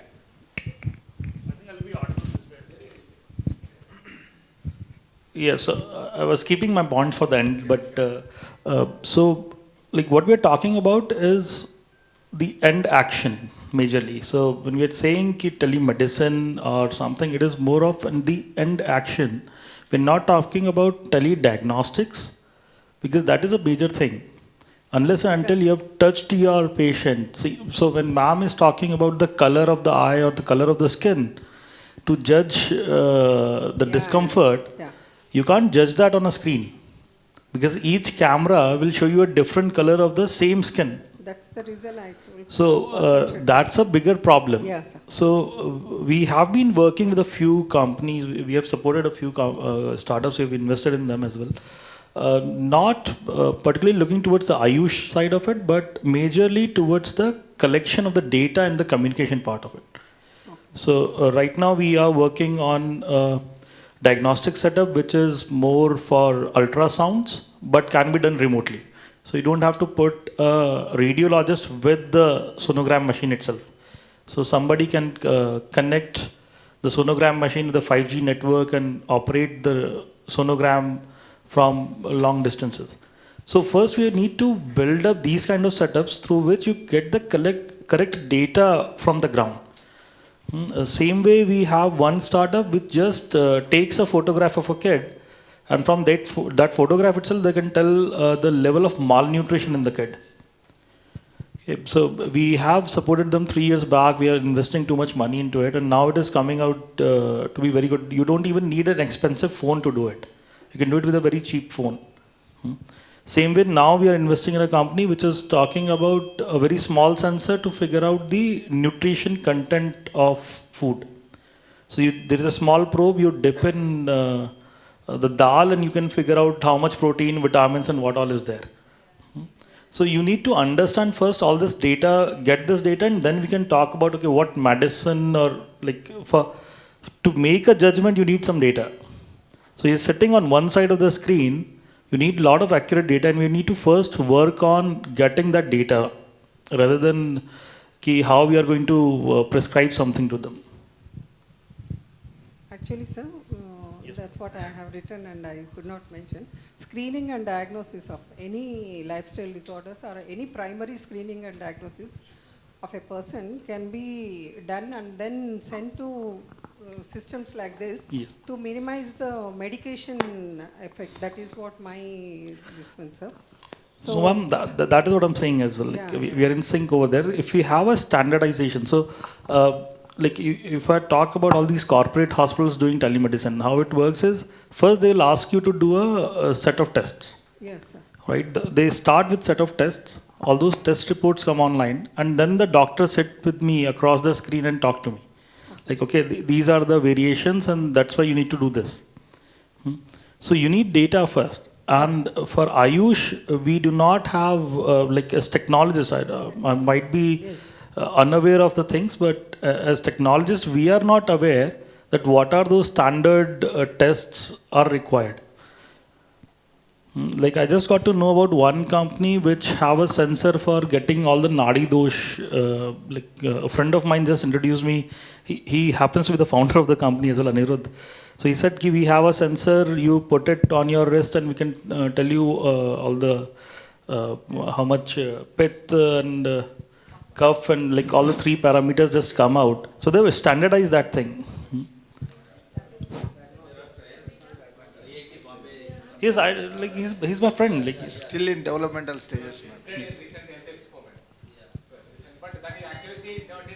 Surely, ma'am, we'll connect. No, still in developmental stage, madam. Not accepted, I think. It's not accepted. It's developed, but not accepted yet. Not only that, madam, even a person, even an experienced doctor will go from the observations. It is all perceptive. Yes. The perception will differ from person to person. So that's why we cannot fix up that this is the standard. So I'm not talking about the standard, but we can at least get some anomalies from there. So, what we are looking at is very first thing is.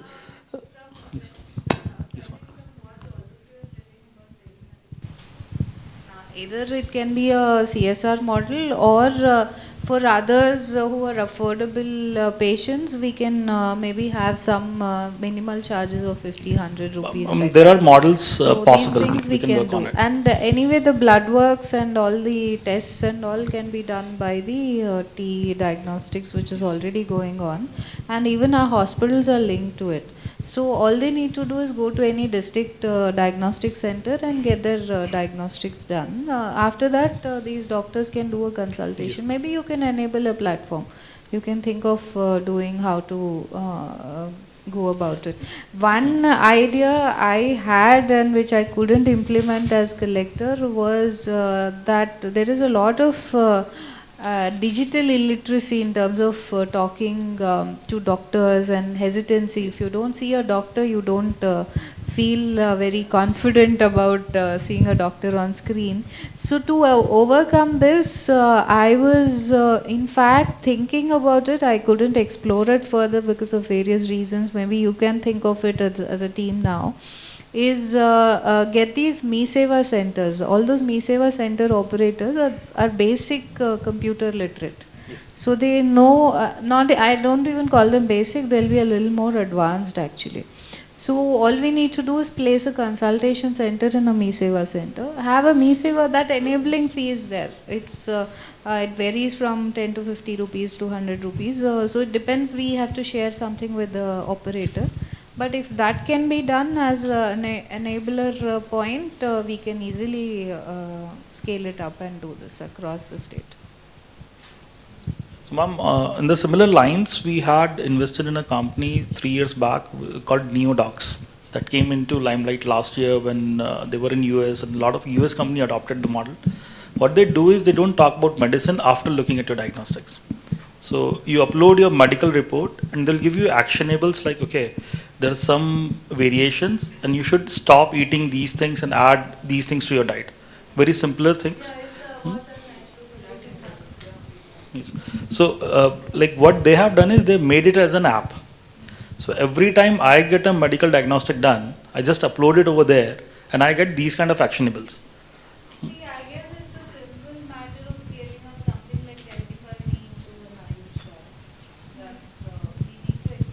Yes, so we need this Ayush expertise to also come into this direction. So I have one solution, madam. Regarding that,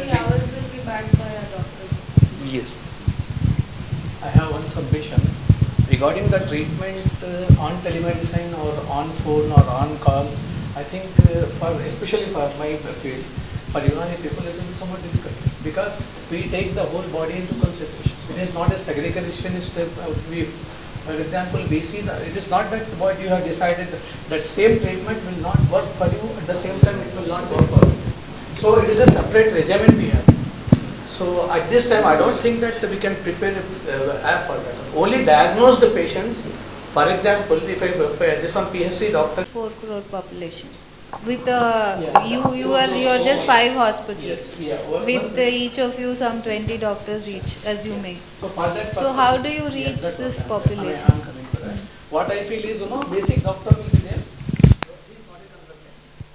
He can first diagnose the patient, give the clear everything about what we need. For example, the temperament of the patient is important for us. But this one, the pulse rate, the type of pulse is important. If this one submits all the proposals regarding this patient's condition, the whole condition. So if the specialist who is there at College or who is there in Hyderabad, as a specialist, he can suggest something. So we need to link our wellness centers to this. That may be a smaller, better solution. Wellness doctors can be connected. Recently we had that also demo post, that is district Ayush medical office. He will be a specialist. We already did that, no? They're already created. Demo post, it will be like that. One specialist will be there. Alternatively, No, we took whoever is the senior most in the district as the district medical officer. Yeah.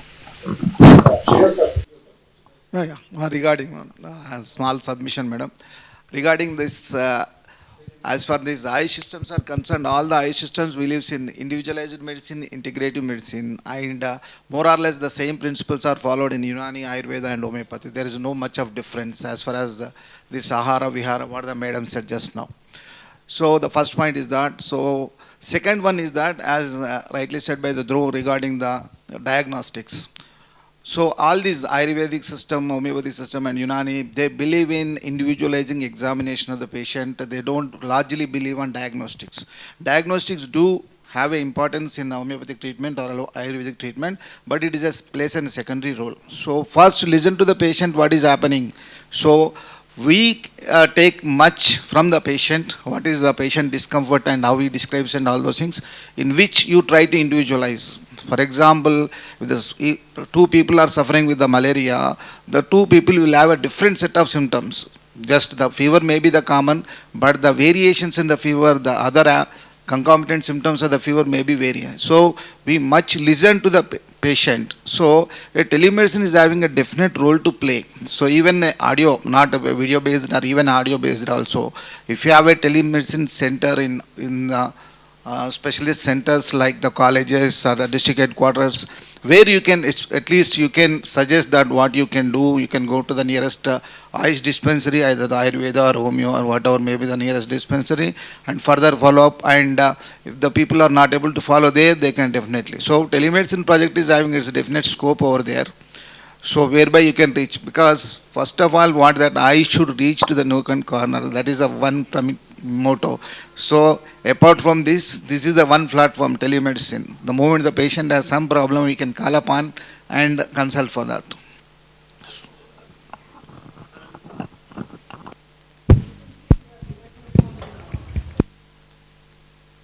We depend more on the person rather than machine. No, I completely accept that. Much from the patient, less from the machine. Yes.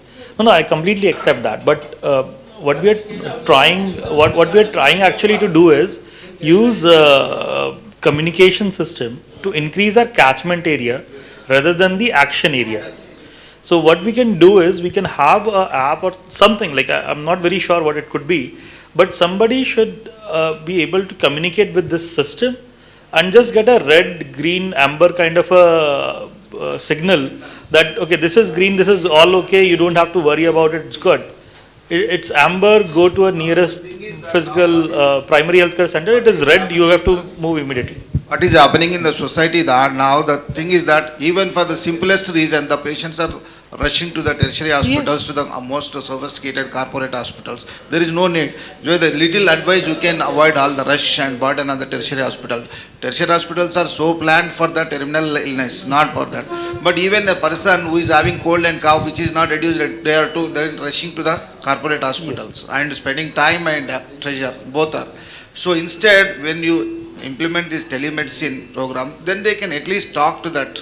So there is a much potential in eye systems of medicine, be it Ayurveda, homeopathy or Unani. So we can definitely... We should not call it telemedicine. So we are not going till medicine. We are just filtering out our catchment area. So because telemedicine is the word which is compatible with the modern terminology. It's more of teleconsultation or... So consultation obviously results in suggestion. So, very, very interesting. We'll be taking it forward. Now, on naturopathy, Dr. Albert, sir, whatever Madam says, any observation of yours to it. Dr. Albert, sir, brings a lot of rich experience with him. And with the heart and soul, he's for the patient. So, ultimately, whole thing, what we are working out, is a patient-centric and affordable. So, that thing should go in our subconscious mind, patient-centric and affordable, patient-centric, affordable. Number one. Number two, 4 crores, 140 crores, and 800 crores. That's all.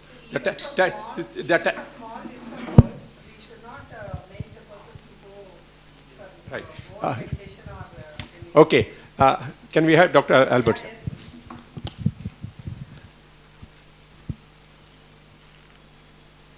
Dear friends, naturopathy is very simple. It's very effective. Because, it's a different thing because it's a unique system because there is no drugs at all in the naturopathy. It's a drugless system of medicine. So it is completely demands discipline. There problems arises. So thing is that naturopathy should pass through a person. It's not like that, if a person is studied 5.5 years course, they cannot become naturopath. That is the big problem with naturopathy. Naturopathy should pass through them because naturopathy is personalized. It is individualized. Until unless you have experience, you cannot preach anything. First, you have to have experience. You have to pass through it and you have to experience. Then only you can tell to them. That's the reason, Mahatma Gandhi, he is interested in naturopathy. He is the father of nature. He preached naturopathy a lot. But the thing is that it couldn't take it a route. So it never reached people. Because naturopathy demands discipline, it needs personal experience. What you preach, you have to practice first. Without practice, you can't. See, as Shekharji was telling, I got medicine set, but why I denied? Because naturopathy gave me life. It changed my philosophy, my attitude, my personality, my outlook, everything. I was a patient in 1982, 42 years back. I was suffering with rheumatoid arthritis. No system helped me. Even my brother was an expert. He couldn't do anything. So I went to naturopathy and got cured. It changed my direction of life. It changed my life, its attitude, everything, personality and all. It's personalized. Disease is not embracing you. You are embracing the disease. If you have little principles, you learn the thing. That's what Veda said. Swa-avastha. Swa-avastha mein rahana is swa-avastha. To remain in original form, God-given form. Because all natural laws are God-given. So if you follow the natural laws, automatically you are all right. This is a simple thing. Naturopathy is simple, very simple. That's the reason, here patient is active, doctor is passive. They have to earn health. Because health is not a commodity to purchase in bazaar. You have to cultivate it. No one can help. No doctor can help. I cannot eat for others. I can tell so many philosophy, great philosophy or principles or anything. But it's not that. Because it's very simple. Health is very simple. You have to adhere to the principle. Once you adhere to the principles, you are all right. There is no need of any medicine. 96% of disease, no requirement of medicine. Just simply adhere to the principle. You are all right. That's what you have to preach. I say health means education, education, education. If they taste the real essence of the health, past 42 years I am following this thing. Now I am 60. I am at the retirement. I follow that. Everything, principles and all. What I practice and love, preach. So health is yours. The simple thing. You have to preach the people to taste the health. Once they adhere to the health, once they enjoy health, they know they won't go back to the problems. No health issues at all. I say we have to go to the people. Explain. Health is very simple. It is not in a corporate hospital or anything else. Everything is in your hands. If you practice it, definitely health is yours. It is very simple. Thank you, one and all. So when we have got such a good sets of doctors here, so reaching out to 4 crore citizens is not a big task for us. So now we have got Dr. Subodh is a dean, and most of you know, Administrative Staff College of India, and is a knowledge partner for. Now Dr. Subodh had another meeting, so sir, now naturopathy is over and Ayurveda is over. Now we'll have homeo and we'll be having UNN. Now again, I'm telling you, you have got many cases. One case like to refer for the naturopathy. One retired IAS officer, now I'm not naming, he had a serious gastrointestinal problem. In one month, he lost 27 kg. Even water he drinks, it is getting vomiting out. So, you know, the IAS officer, he got all the, was able to reach out to everyone, but could not get relief, but he got relief from the natural cure. So, yeah.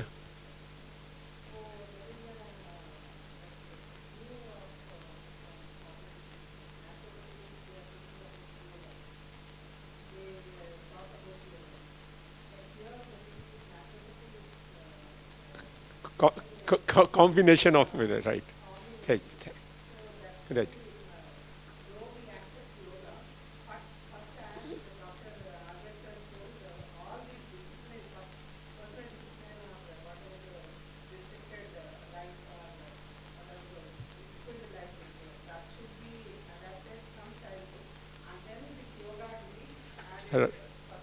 Right. Thank you.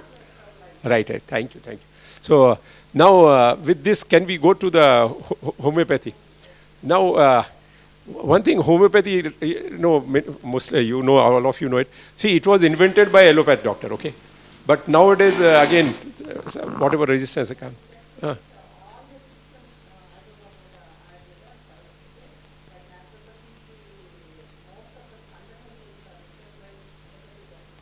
Allopathy came much later, madam. Naturopathy, right. Okay, they followed it, okay.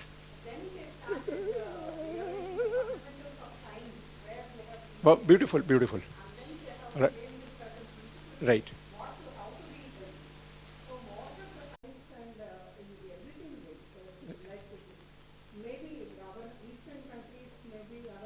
Yeah. Form of science. But most of the fundamentals, I think they have taken from here and then again reoriented whatever may be. Or whatever is there, madam. Now Ayush will take everywhere. We'll take Ayush everywhere. So each shopping complex, we should shopping area is there. First, we should have a wellness health center. So either all of us we are there. At least one of us is there. So.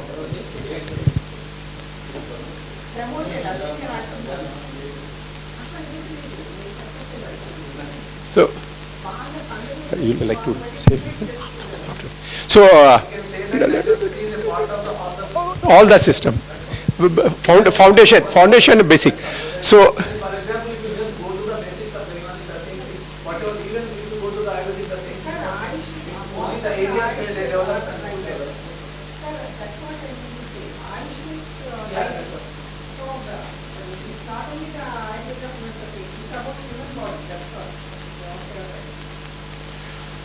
So, from homeopathy side, Dr. Lingaraju sir, principal sir is there. and Vice Principal Dr. Srinivas Reddy sir is there. Our Professor Rajesh Rao Garu is there, who's a expert in mental disease as a psychiatric. So, sir, now over to you, homeopathy. Thank you. To you. Good morning. With a mission of 4 crore citizens. That's all. Thank you. No, I am not going to repeat the same. Just I will quickly go through certain slides, because when you want to make a vision document for 2030, you should know that what is the existing infrastructure. Can we boost up with the existing infrastructure? What is available? What is the government is doing in this direction? That is what, in a glimpse, I wanted to show you. So I am not killing much of your time. I will be precise. I will skip the whichever is not applicable. So as you know that the homeopathy is a much more rapidly growing system of medicine among the high systems of medicines, and according to the latest study of IMRB, so there are more than 30%, it is given in the 28%, more than 30%, by this time it may be crossed after COVID, it may be more than 40% of population, Indian population is directly taking homeopathy alone. They are depending on homeopathic system of medicine. So such is the patronage from the society towards the homeopathy. And the strongest point is that, so we have listened to naturopathy, we have listened to Ayurveda. The strongest point about homeopathy is that we are easy to reach, easy to administer, and very cost effective when you compare with these two systems. Just now Dr. Albert was saying that naturopathy, when you say that naturopathy is way of living, you need to follow certain things from morning to evening, from the day, from the time you get up, from the time to go to the bed, you need to follow certain restrictions. In this mechanized world, nobody is going to stick to that, and that becomes very painful, and nobody is following that. So if you do yoga for 1 hour every day, can it be for 3 days in a week, or can it be 2 days for a week? That is the answer. So whereas taking an homeopathic medicine is not that a big issue. And similarly, Ayurvedic medicines, there is a strong notion among the society and among the common laity, and that was substantiated by the so-called modern medicine people, that Ayurvedic medicines contain so much of heavy metals and they are very dangerous for the kidneys. This is the concept. We need to dispel that. Each and every Ayurvedic medicine is not going to consist of heavy metals. Only few medicines will contain, and they will have a definite procedure to detoxify all those heavy metals.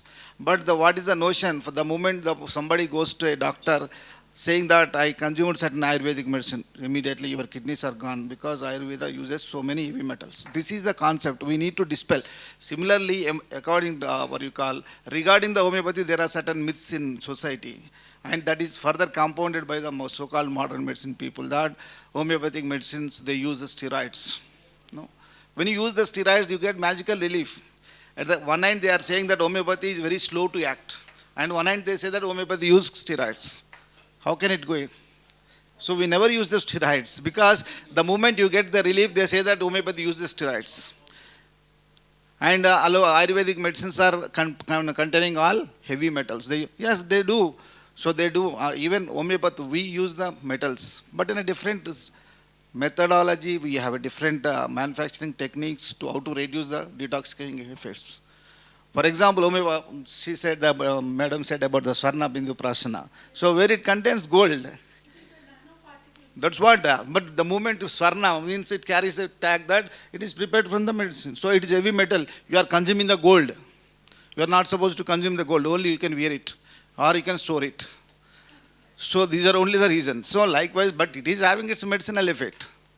So likewise, so why homeopathy is gaining its momentum in getting patronage from the society, being easy to administer. Medicines are very easy, sweet pills, and among them this is a cost effective. How many? Dialysis centers are opened recently. No, they all say that because it is the same system says that. And an average, how many of you are aware about this in this room, that if you take on an average any painkiller, like your so-called harmless painkiller, starting from the paracetamol to the ibuprofen or any of other painkillers, NSAIDs, if you take 3 tablets in a month, you are getting the renal problems chances are increased by 10%. If you are taking 10 tablets, definitely you are going to get 40 times more than the ordinary person, the renal diseases. But nobody accepts that because these painkillers are freely available over the counter and no person is approaching the doctor. The moment the person gets some pain, is consuming. So these are all practically happening. So my point of contention here is that why homeopathy is gaining so much of patronage from the society, because it is very easy to access, easy to consume and cost effective. Our medicines are very, very cost effective when you even compare with our Ayurvedic counterpart, because their medicines are little bit costlier when you compare with the homeopathic medicines. So because my strength is that it can be used safely to all the age group people, all the genders people, and very free to available and cost effective. That is the one my strength of system. So this is what this is the official system of medicine covered by Board of Indian Medicine. So this is what our government is doing in this direction, because this is the infrastructure right now what we are having. So this is the governmental infrastructure which is provided to the people, and as far as the latest stats are concerned, that so the number of practitioners available, institutionally qualified 3,246, and non-institutionally qualified people are there 2,072. This is the total, comes to 5,000 plus. But by this time it may be rose to some other 20%, maybe 7,000 qualified people are there, qualified homeopathic practitioners are there in this state of Telangana, and every year we are getting something like 475 doctors are graduating every year. So this is a huge infrastructure, manpower is available, and regarding the colleges, hospitals, and inpatient beds, regarding dispensaries, we have something like 199 dispensaries spread among the state of Telangana offering the homeopathic services. So this is the infrastructure we have. So there is no dearth of infrastructure. Only thing is how to take the homeopathy into the masses. That is only the thing. So I'm skipping all these facilities. This is the college what we have. This is the one inpatient hospital, dedicated teaching hospital is there in the Ramantapur premises. And this is we have a dedicated research department doing research on several entities, and so far these are the different projects we completed, and the ongoing project is on dyslipidemia, madam, that is a lipid disorders. And we have a dedicated pharmacy, homeopathic pharmacy, and we have medicines. So we are preparing medicine, manufacturing the medicines and supplying to all the homeopathic dispensaries. And now the government is seriously thinking of expanding this pharmacy, and they are also supplying to the different states also. Recently they supplied the medicines to Andhra Pradesh. So now what is the scope of homeopathy? As you know that there is, as I said, that there is a myth among the laity in the society that homeopathy is only good for chronic diseases. Okay, all these years it is labeled as homeopathy is only useful in chronic disorders. Yes, that is our strength. We have a good scope in chronic diseases. Name the disease, we have the answer for that. So starting from the simple illness to the terminal illness, as a homeopath we have some answer for that. As every system is having its own scope and limitations. So there is a change in the trend of concept of the modern medicine or so-called medicine as such, that till recent times all these eye systems or medicines are considered as alternative systems of medicine. The terminology was alternating systems of medicine. So the alternative term comes when we fail in the mainstream, then you look for other things. Earlier, when we were the students, we had thought that why you are studying homeopathy, because homeopathy comes before the Tulsi Tirtham. Before the person dies, they think of homeopathy, because they exhaust all other options, then only they come to you. But the concept of this alternative system is changed for last 6 to 7 years, and with the initiative taken by the union government and state government. In the union government, they have started a different Ayush ministry and all those things. And as rightly said by the madam in the morning, that the COVID has made so much of difference on every walk of life, and more so on the medical field, because the medicine was not definitely the field of medicine was not at all prepared for that, such as worst catastrophic thing on the medical field. So now the medicine is strongly thinking in terms of not the alternative system, integrative system. So how to integrate all the available medical practices. So there is a scope and limitation. What is the limitation of one system may become the scope for the another system. So if you integrate that, so the effort is that how to integrate all the available systems of medicine. So the union government and the state government is trying hard in this direction. That's why under the NAM scheme, they are starting the wellness clinics where they are integrating all the eye systems of medicines, and they are co-locating these eye systems of medicine dispensaries in the mainstream medicine or so-called modern medicine. So where they can have integrated medicine. So that is the concept. We have a strong scope in this treatment of chronic diseases, and all acute diseases also we have a good scope. Only thing is what you require is how best you can publicize, because we have several papers published and several documents are there regarding the efficacy of homeopathy in the treatment of all these acute diseases, starting from the JE. There is a brain fever. There are so many research articles are published on this. So when sometime back in the early 80s, so Andhra Pradesh was gripped with the brain fever, and the only answer was the homeopathy, madam, that time. And there are several research publications also published on that. So then the swine flu, then viral polyarthritis, the chikungunya, what you call it as dengue and viral conjunctivitis, and COVID-19, all these acute diseases are not only treated properly, but even prevented effectively.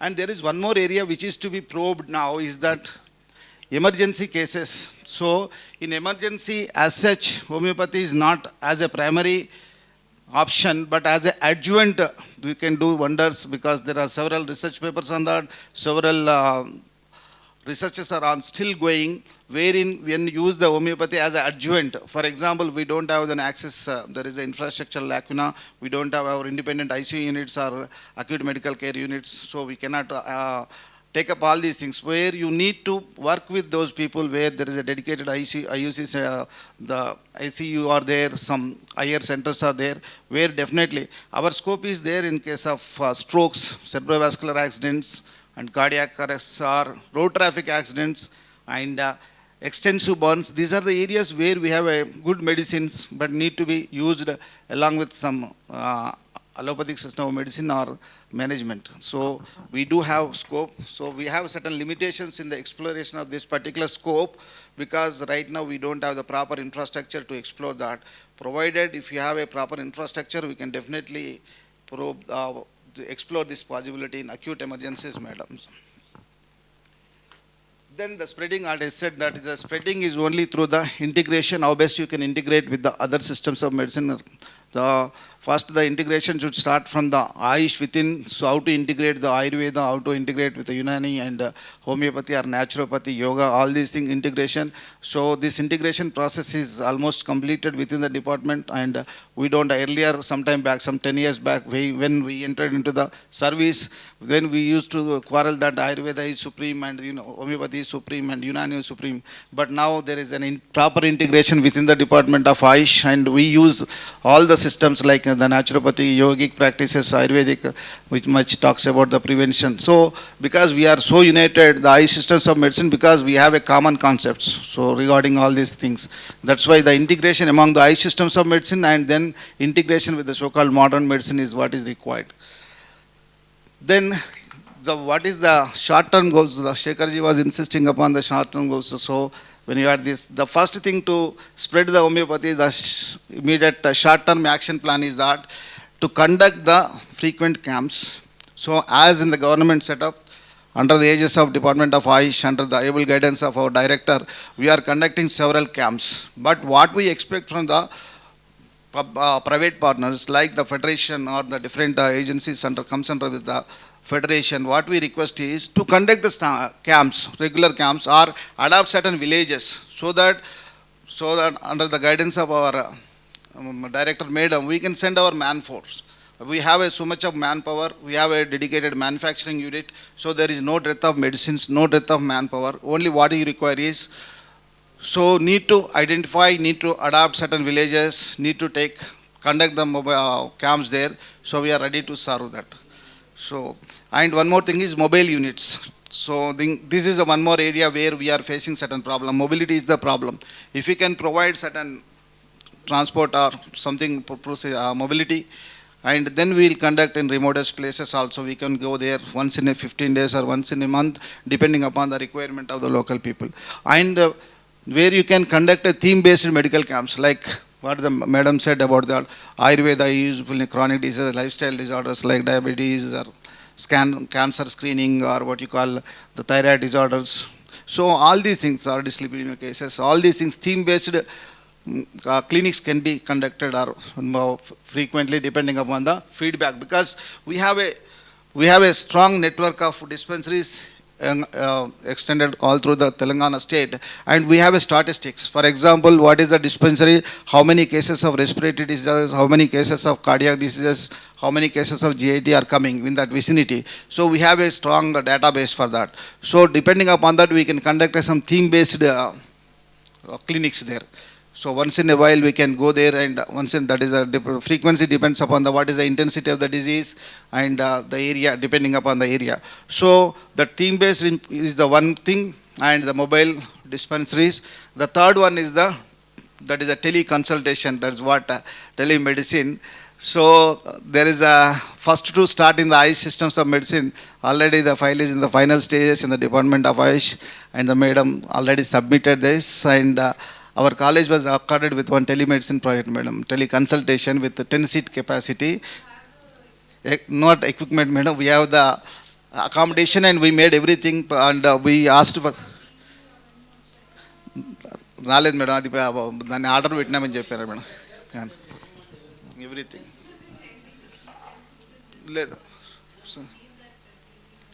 అదే madam, అది మేము అది final స్టేజ్లో ఉంది madam. Order ఇచ్చామని చెప్పారు last madam చెప్పి. అదే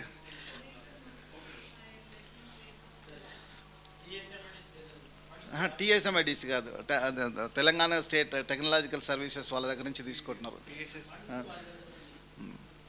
so under the NAM scheme they allotted 70 lakhs for this, madam.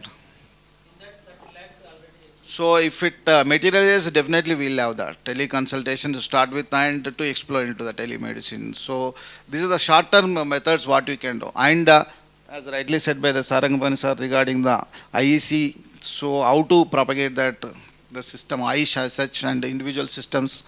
So the large effort is made in that direction. Now we can propagate through IEC material, so dedicated thing. So long-term. So private sector, how best they can, there is so many opportunities are there. So I request the federation to take initiative in calling for the investment in our eye systems of medicine in a private part. There is a much scope in establishing the hospitals, wellness centers. Nowadays the buzzword is out to wellness centers. So corporate style wellness centers are coming. So there is a much scope for the wellness centers. There is a much scope for the establishing the manufacturing units. So madam was talking about in the morning about the sudden spurt of all these what is so-called medicines or foods, different foods, and we have a strong regulatory body. So the government will regulate the manufacturing and the distribution and all those things. So the care should be exercised in this direction. The government is having an established machinery and regulatory systems are there. So because anywhere in any industry you have this type of shortcomings, but still you have a good opportunity for the pharmacies, you have a good opportunity for the construction of hospitals, and you have a good opportunity in the setting up of wellness centers. So this is what we expect from the private sectors right now. And under the CSR scheme, so we are doing so much from our government side. In spite of that, we have certain limitations. So the limitation in terms of finances, in terms of certain infrastructure.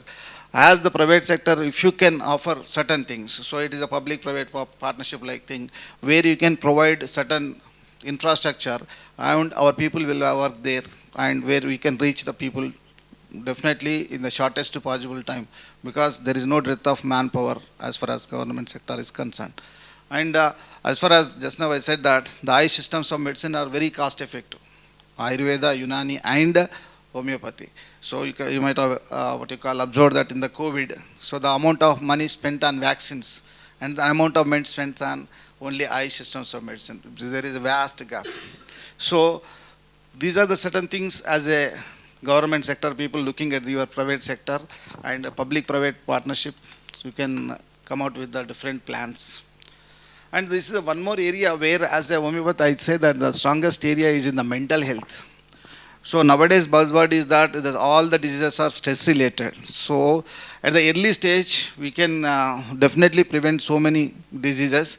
And as a homeopath, we have a strong, role in this mental health, and we have a different, we have a dedicated psychiatric department is there, madam, and we are running a psychiatric OPD also, wherein we have certain 20 to 30 patients are daily coming. So there the psychiatric diseases require so much amount of counseling. So we can have a dedicated, once we set up this teleconsultation, where we can have this psychiatric counseling also. So this is the area where you can explore that. So these are the certain things what I wanted to share with you. Thank you, madam. Thank you for giving this opportunity. Thank you, sir. Very good presentation. Dr. Rajeshwar also, anything you'd like to add on that?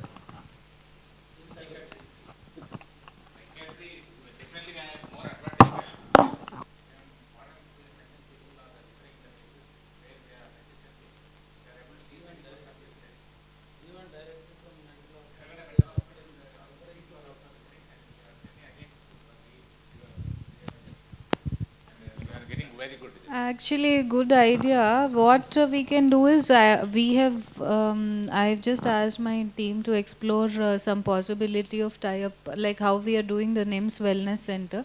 Maybe we can do something in the mental hospital also. So instead of just using allopathy medicines there, we can try to have this along with counseling and all these factors. Maybe we can think of a psychiatry clinic with Ayush systems. Maybe all of you who are into it, please come up with a plan. ఇప్పుడు NIMS wellness సెంటర్లో we're putting a naturopathy clinic. So like that we can have a psychiatric clinic in the mental hospital. Maybe we can take support from any donors for setting up the center in terms of physical infrastructure, giving us a room and a counseling center and all. The mental hospital, I think you've gone and explored, they've given a room? Okay, okay. Yeah, so and this was another thing we were exploring. So you can give me a detailed plan on this. Instead of, see, we can have a center in one of your colleges, Ayurvedic, Homeo or whatever, but I think the ideal way to do it is keep it in the mental hospital with our doctors who can go on consultation, or any specialist they require, we can send the specialist when we have. So we'll open a clinic there. You give me a model and a plan. And we'll request you to maybe give some infrastructure support if some of your companies want to do CSR or anything of that sort. And even this mental wellness clinic, in fact, not to just make it a public, it is for public good obviously also, but even for your companies, many of them have sleep disorders, many of them have mobile addictions or some other addictions or something like that, even some psychosomatic disorders. These are all things we can help the companies also to deal with. So okay.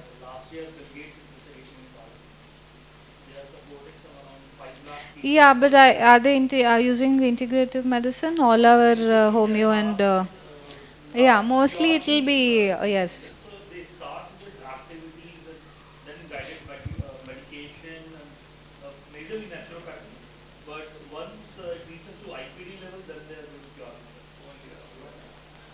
You can, that's what I'm saying. See, in terms of modern medicine, in terms of allopathy, we have one of the best institutes in that hospital which we have in Eragada. So there we will try to integrate our systems also into it. So maybe you can, any of you can contribute.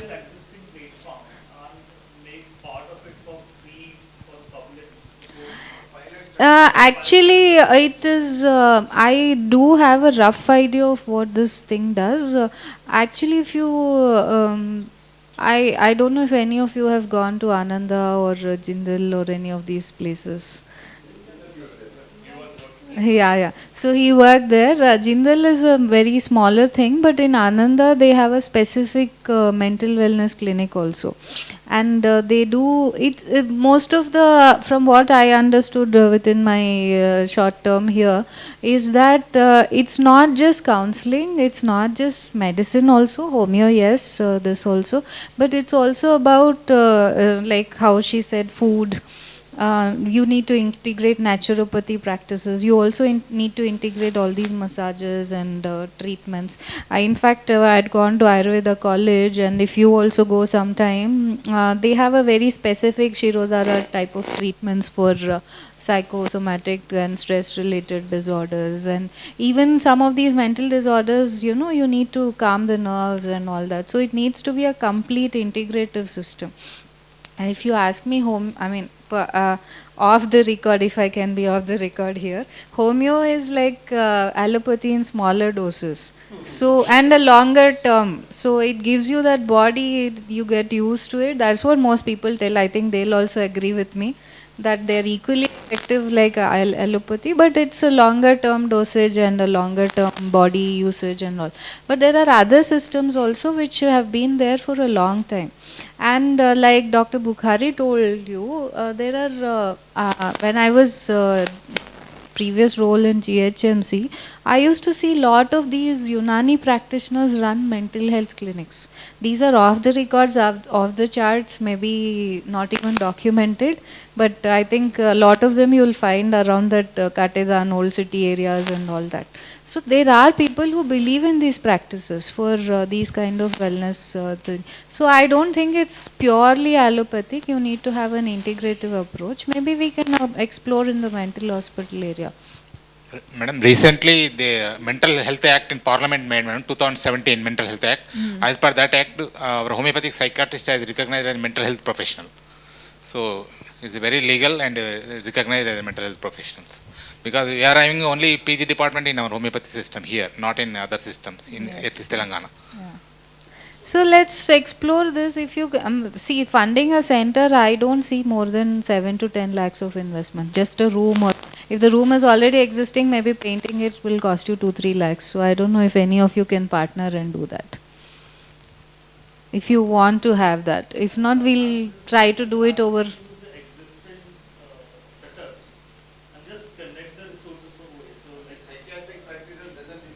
So if your people will want to give free treatment, I am game.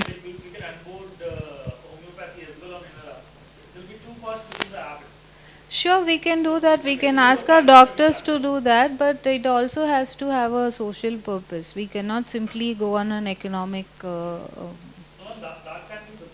Yeah. Please do. You can bring them to us if they want to explore that. We can.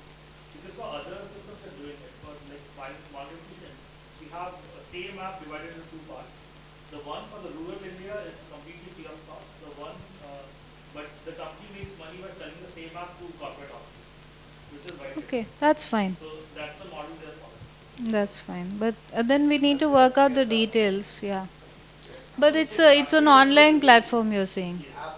Okay. So the catchment area is much larger. But how do you do the Ayurvedic treatments then? That someone when you were not there, we were actually discussing the same that Ayush practices are more individualistic. So we cannot do Ayurveda and Unani until and unless the patient comes to a center. But we can at least filter somebody for what treatment or what pathy they should go for. So like each pathy has its own benefits and limitations. So I don't want to offer people, in fact that's what I mean, we are missing the link. We should not separate the pathys that they should opt for. See, if they go for, I don't see much of maybe Ayurveda and allopathy at the same time. You should not have the medicines. That's what they say. But homeopathy, allopathy, you can always have them together. And that's. Am I right or am I being wrong here? Not very. Mostly.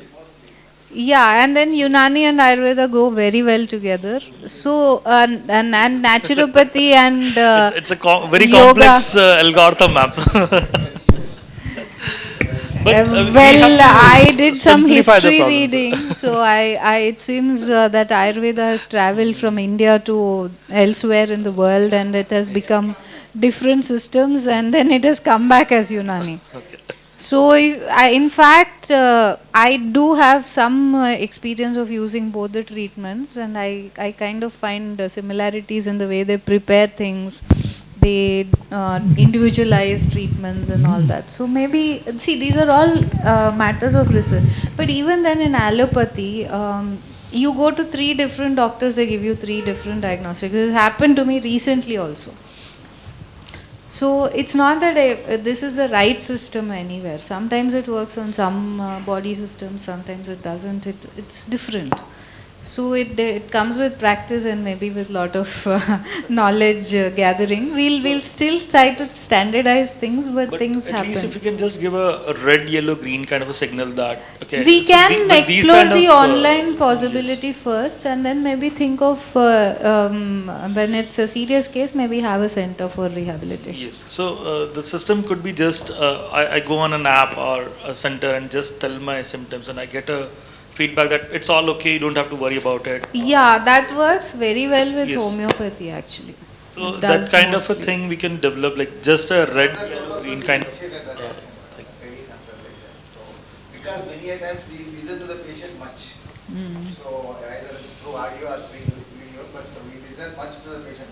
This is the one thing blame what they make the modern systems of medicine. Homeopathy listens more and it is more of a placebo effect. So it is something. So that is the water. No, actually a practitioner from New Zealand, actually very famous doctor who's gone from India to New Zealand. I was just having a chat with him and he was telling me homeopathy is allopathy in smaller doses. So, and because of the smaller dosages, your body gets used to it instead of a body shock which allopathy gives you. So maybe that's one way of looking at it. I'm no doctor, so I can't say this is right, that's wrong. I just know that whatever best we can do, we should do that. And whatever system we can let them try, let them give the options. So instead of limiting only allopathy and homeopathy, we should also give them a lot of and especially I've seen this with mental health clinics. A lot of people, they are semi-Ayurvedic practitioners or semi-Unani practitioners. You see all those Indian systems. We don't have good clinics for that, but wherever they are run by these kind of people. One more submission regarding the school health programs. So the propagate these Ayush systems of medicines to different school health programs. The government also doing so many things in this direction. So we are having under the NAM scheme, we are having the school health program and That's very important. That's very important. Yeah. That is where one Yeah. area is that in private sector there is so many big players are there in the education part, especially starting from the school education to the college education. There are so many private players are there. So how to bring them together and how to show their part to propagate the eye systems of medicine in general, where be it Ayurveda or naturopathy or homeopathy, whatever may be. So there is a lot many scope is there in that direction. So the private sector can do wonders in this. So if you can contact your federation, if you write a letter to your members stating that, so whoever is interested, we can definitely conduct the camps. Few colleges maybe. Colleges. Maybe.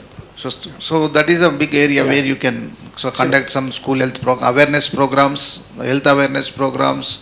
So depending on this malnutrition, the kids who are malnourished, who are anemic, and they are suffering with several other diseases. So health education, like different awareness about the different illnesses during each stage of their life. So preschool children will have some problems, or adolescents will have some problems, so the college children. So especially in college children, college going or professional colleges where we have menace of all these addictions and all those things. So we have a manforce, manpower, and we can definitely conduct some camps in that direction. So this is one more short-term goal where you can practice this. So how to take our eye systems of medicines into the different fields. Thank you. Dr. Lingaraju sir. So what you said, our vice principal, we have plenty of manpower. Not only using the private government colleges of PGs and internies, we are also ready to use the private colleges where we are having the 5 private colleges and gyms and Devs and other colleges. Their principals and director also, so many times we have discussed these things, and so that we have given manpower also anywhere for the conducting of school health program and the program and other health programs in this scheme. So in this regard, I request the Shekharji, please implement all the things, and not only that, even you are also very supportive for the telemedicines to propaganda of the Ayush systems in throughout Telangana state. Thank you. Thank you, sir. So that's a good one. For one thing, maybe in homeopathic, what we understand that we are talking for Telangana, there is no dearth of doctors and manpower. Is it okay? Medicine, no, that's very good. That's very good. But sir, naturopathy, do you think whatever present manpower is good enough, or you need doctor's level, or we should have medical assistants or paramedical? We need more. Okay, good thing. So that we learn and work on that. So then we can have a skill development program on a pace fast. And same thing, I think Ayurveda also we need a lot of manpower to reach out to men. Is it okay? All levels. So once we know, we'll work on that. So thank you very much. Now we come to Unani, Dr. Bukhari sir. I like your picture. Very good. Thank you. Thank you. But at the same time, I can mention that I can submit that my this one presentation will not be so interactive as others were, because yesterday at 9 o'clock only I got the information that I even that context of the meeting was also I was not aware of this one. So whatever you can tell. Yeah, that's Unani, how it can. Yeah, some of the slides I just show regarding the basics of this Unani system of medicine. So the introduction is the Unani system of medicine owes its origin to Greece. That is a Greek system of medicine. This is what the father of medicine was Hippocrates only. I know the Unani system of medicine was introduced in India by the Arabs, and soon it took firm roots in the Indian soil, because India, you know, it is a bazaar canteen model system. Because we accept the canteen as well as bazaar. That means allopathic system as well as and the other systems also. So it took firm roots in Indian soil. And the government of India facilitated the growth and development of Unani medicine by recognizing its utility and the scope, and integrated it into the healthcare delivery system.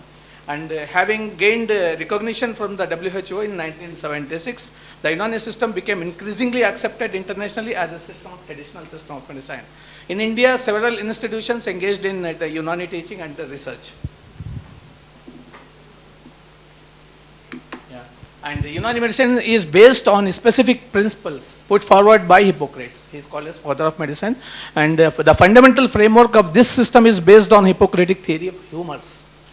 And our humors are, that is the blood, the phlegm, yellow bile, and the black bile.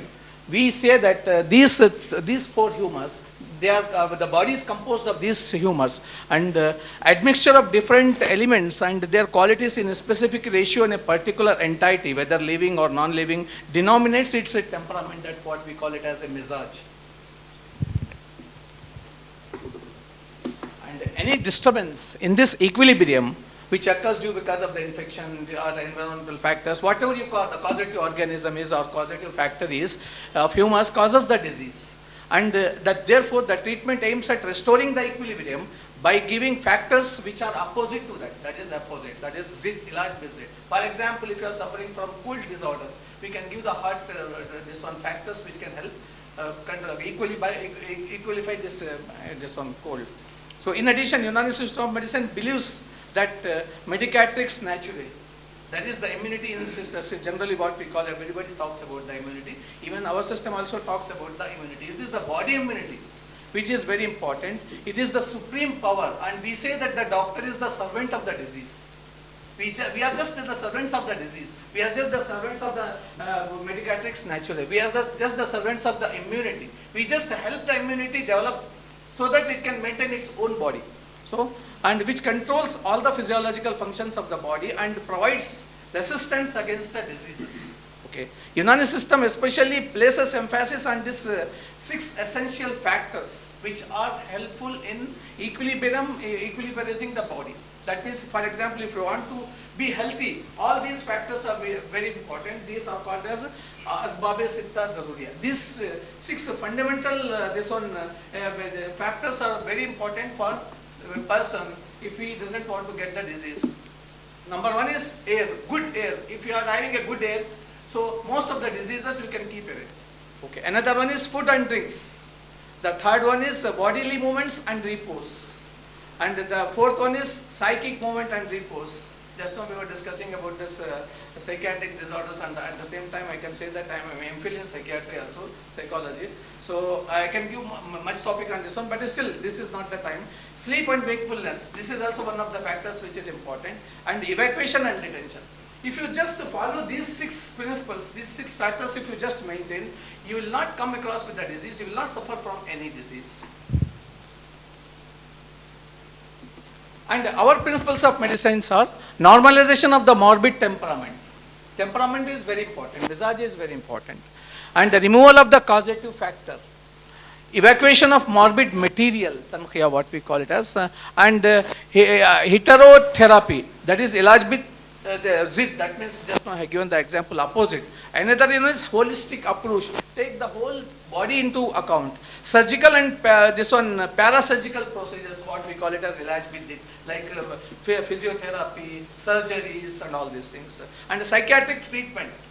Psychiatrically also you have to treat, and at the same time spiritual treatment also. So these are the principles of Unani system of medicine. And the 3 primary sources of our medicines are, in Unani system of medicine, drug substances are obtained from herbal, animal and mineral sources for the medication purpose in their natural forms. Sometimes these drugs are used in simple form and sometimes in the form of compound of various drugs. So they may be subjected to physico-chemical processes but without breaking up their natural character. Thus, Unani system of medicine uses only natural substances in the treatment.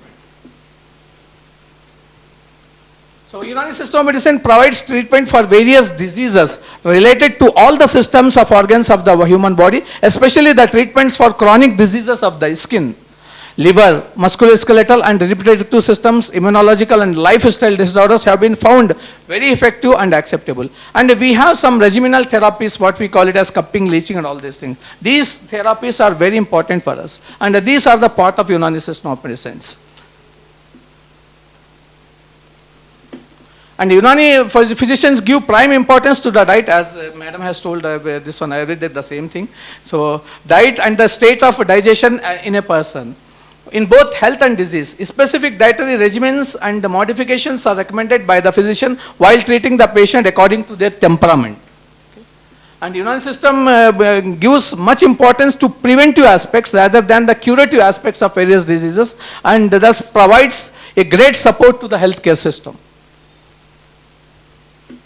And to ensure the benefits of Unani medicine reach the public of Telangana, a multifaceted approach, most of the things which is already discussed, that is the government support should be there, collaborate with the government to recognize and to integrate Unani system into public healthcare system. This includes establishing the regulatory frameworks and the licensing procedures for practitioners, awareness campaigns and research and evidence. So I will cut it short.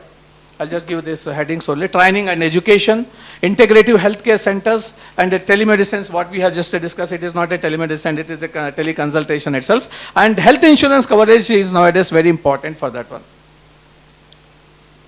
And the community involvement, just now I discussed, even community involvement is very much important. We have to ask the patient, the community itself, what the type of treatment they want. And most of the people, those who are from this Telangana or Hyderabad especially, they may ask for some other alternative treatments. And collaboration with the practitioners, private practitioners and all these things, we should not keep them away.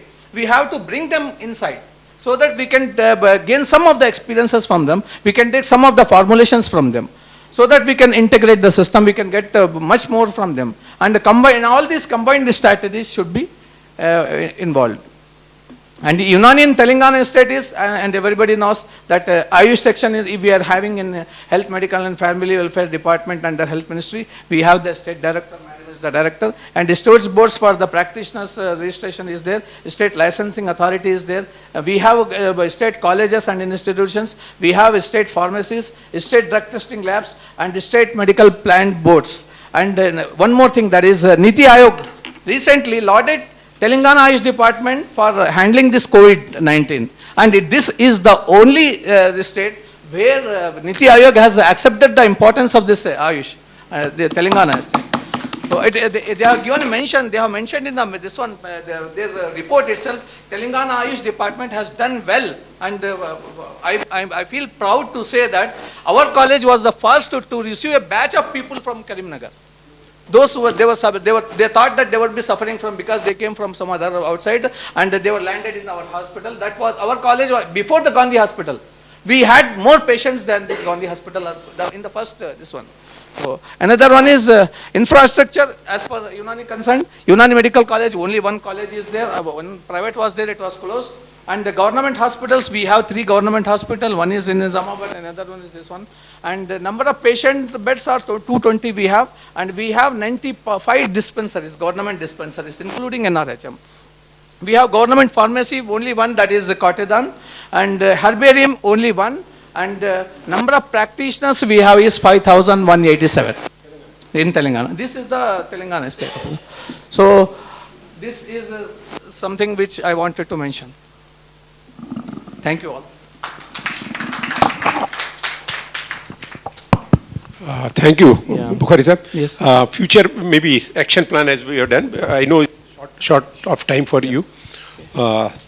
So we'll be working on our action plan. We'll be refining and working, and we'll take it forward. That is a thing. And before we go ahead, we've got Dr. Subodh sir. He's the Dean for Healthcare in Administrative Staff College of India. And Dr. Subodh ji and his team, Dr.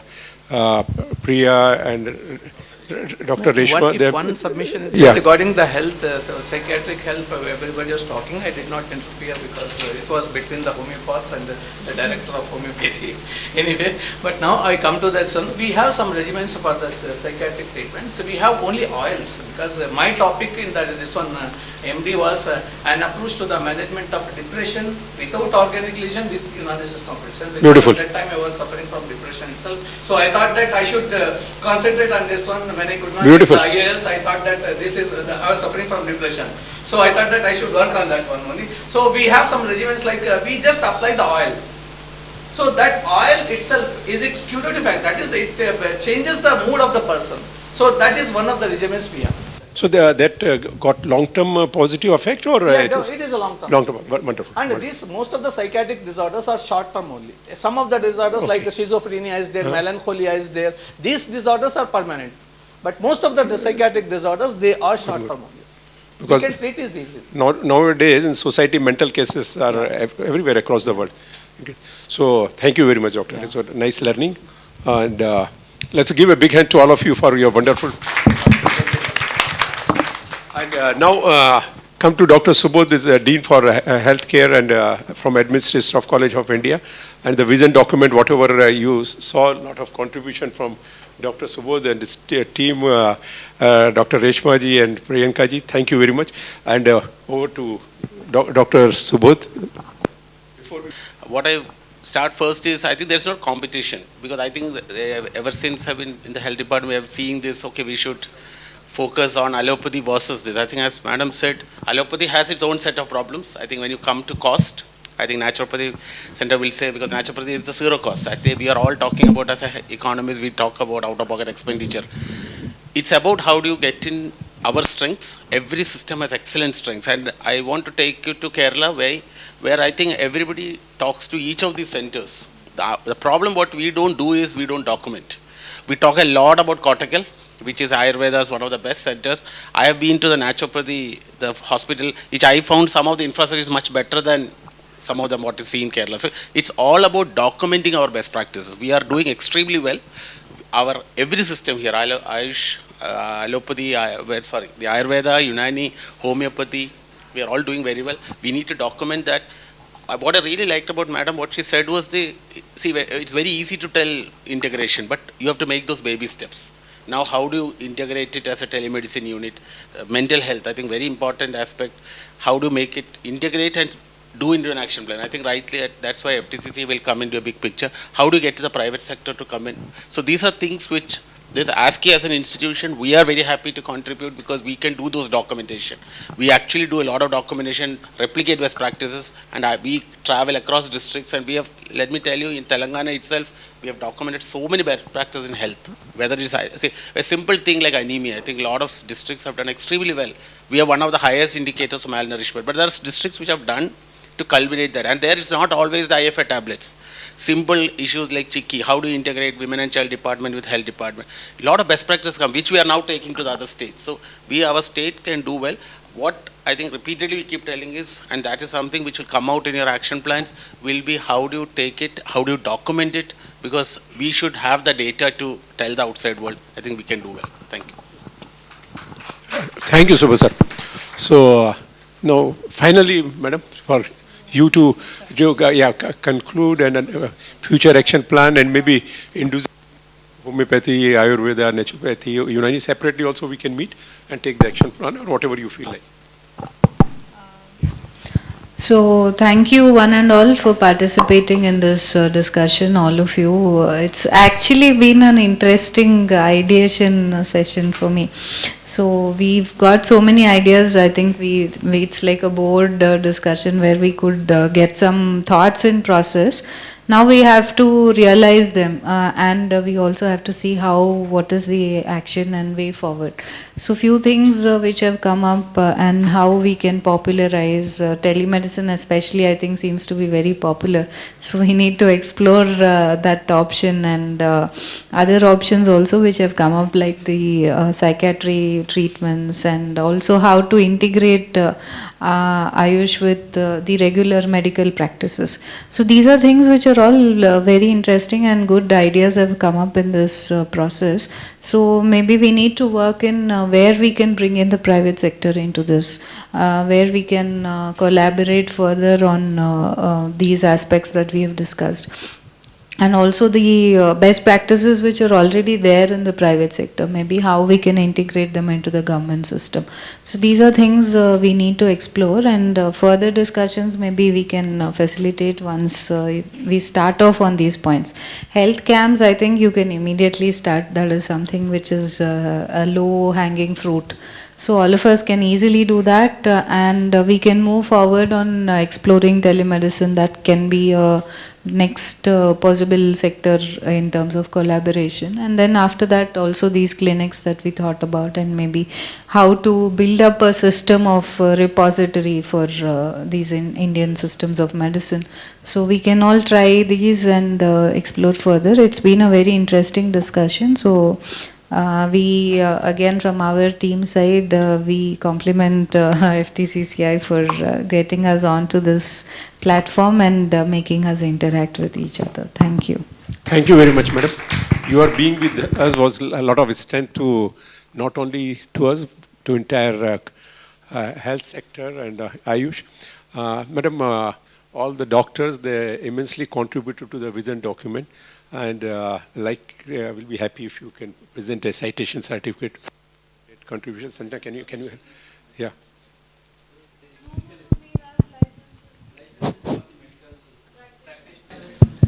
Our doctors are not getting the insurance claims and the benefits to the patients and as well as our clinics. And we can curb the illegal practitioners also.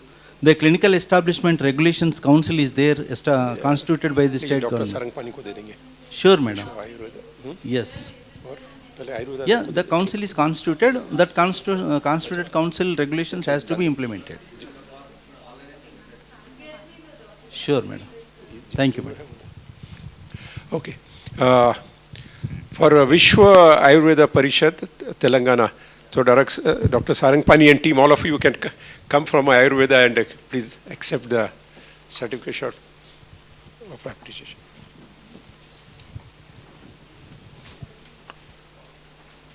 Next.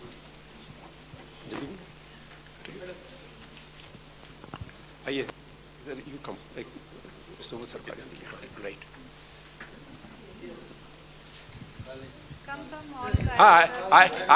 Ayurveda, yes, sir.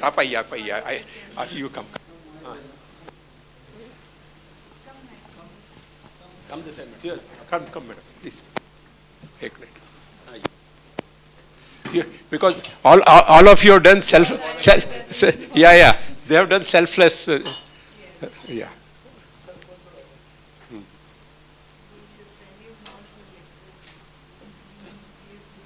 Good. So she can cross 800 now.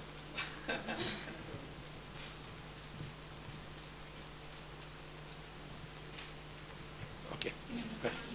Thank. Madam, Dr. Sarang Paniji individually. Yeah. Next. Okay, Jaldi. People cannot wait. देते वो ना.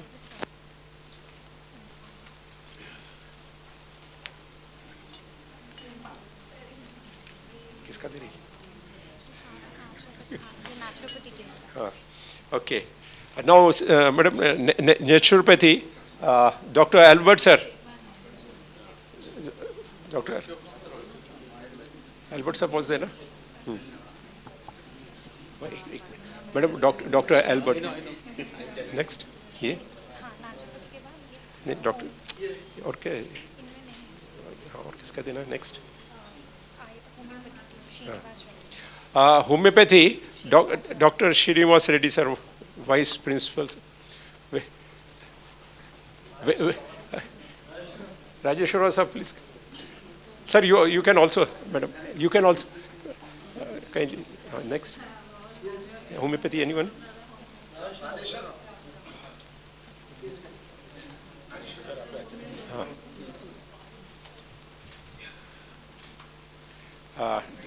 Dr. Rajeshwara, sir. Anyone else? Any other certificate to be given now?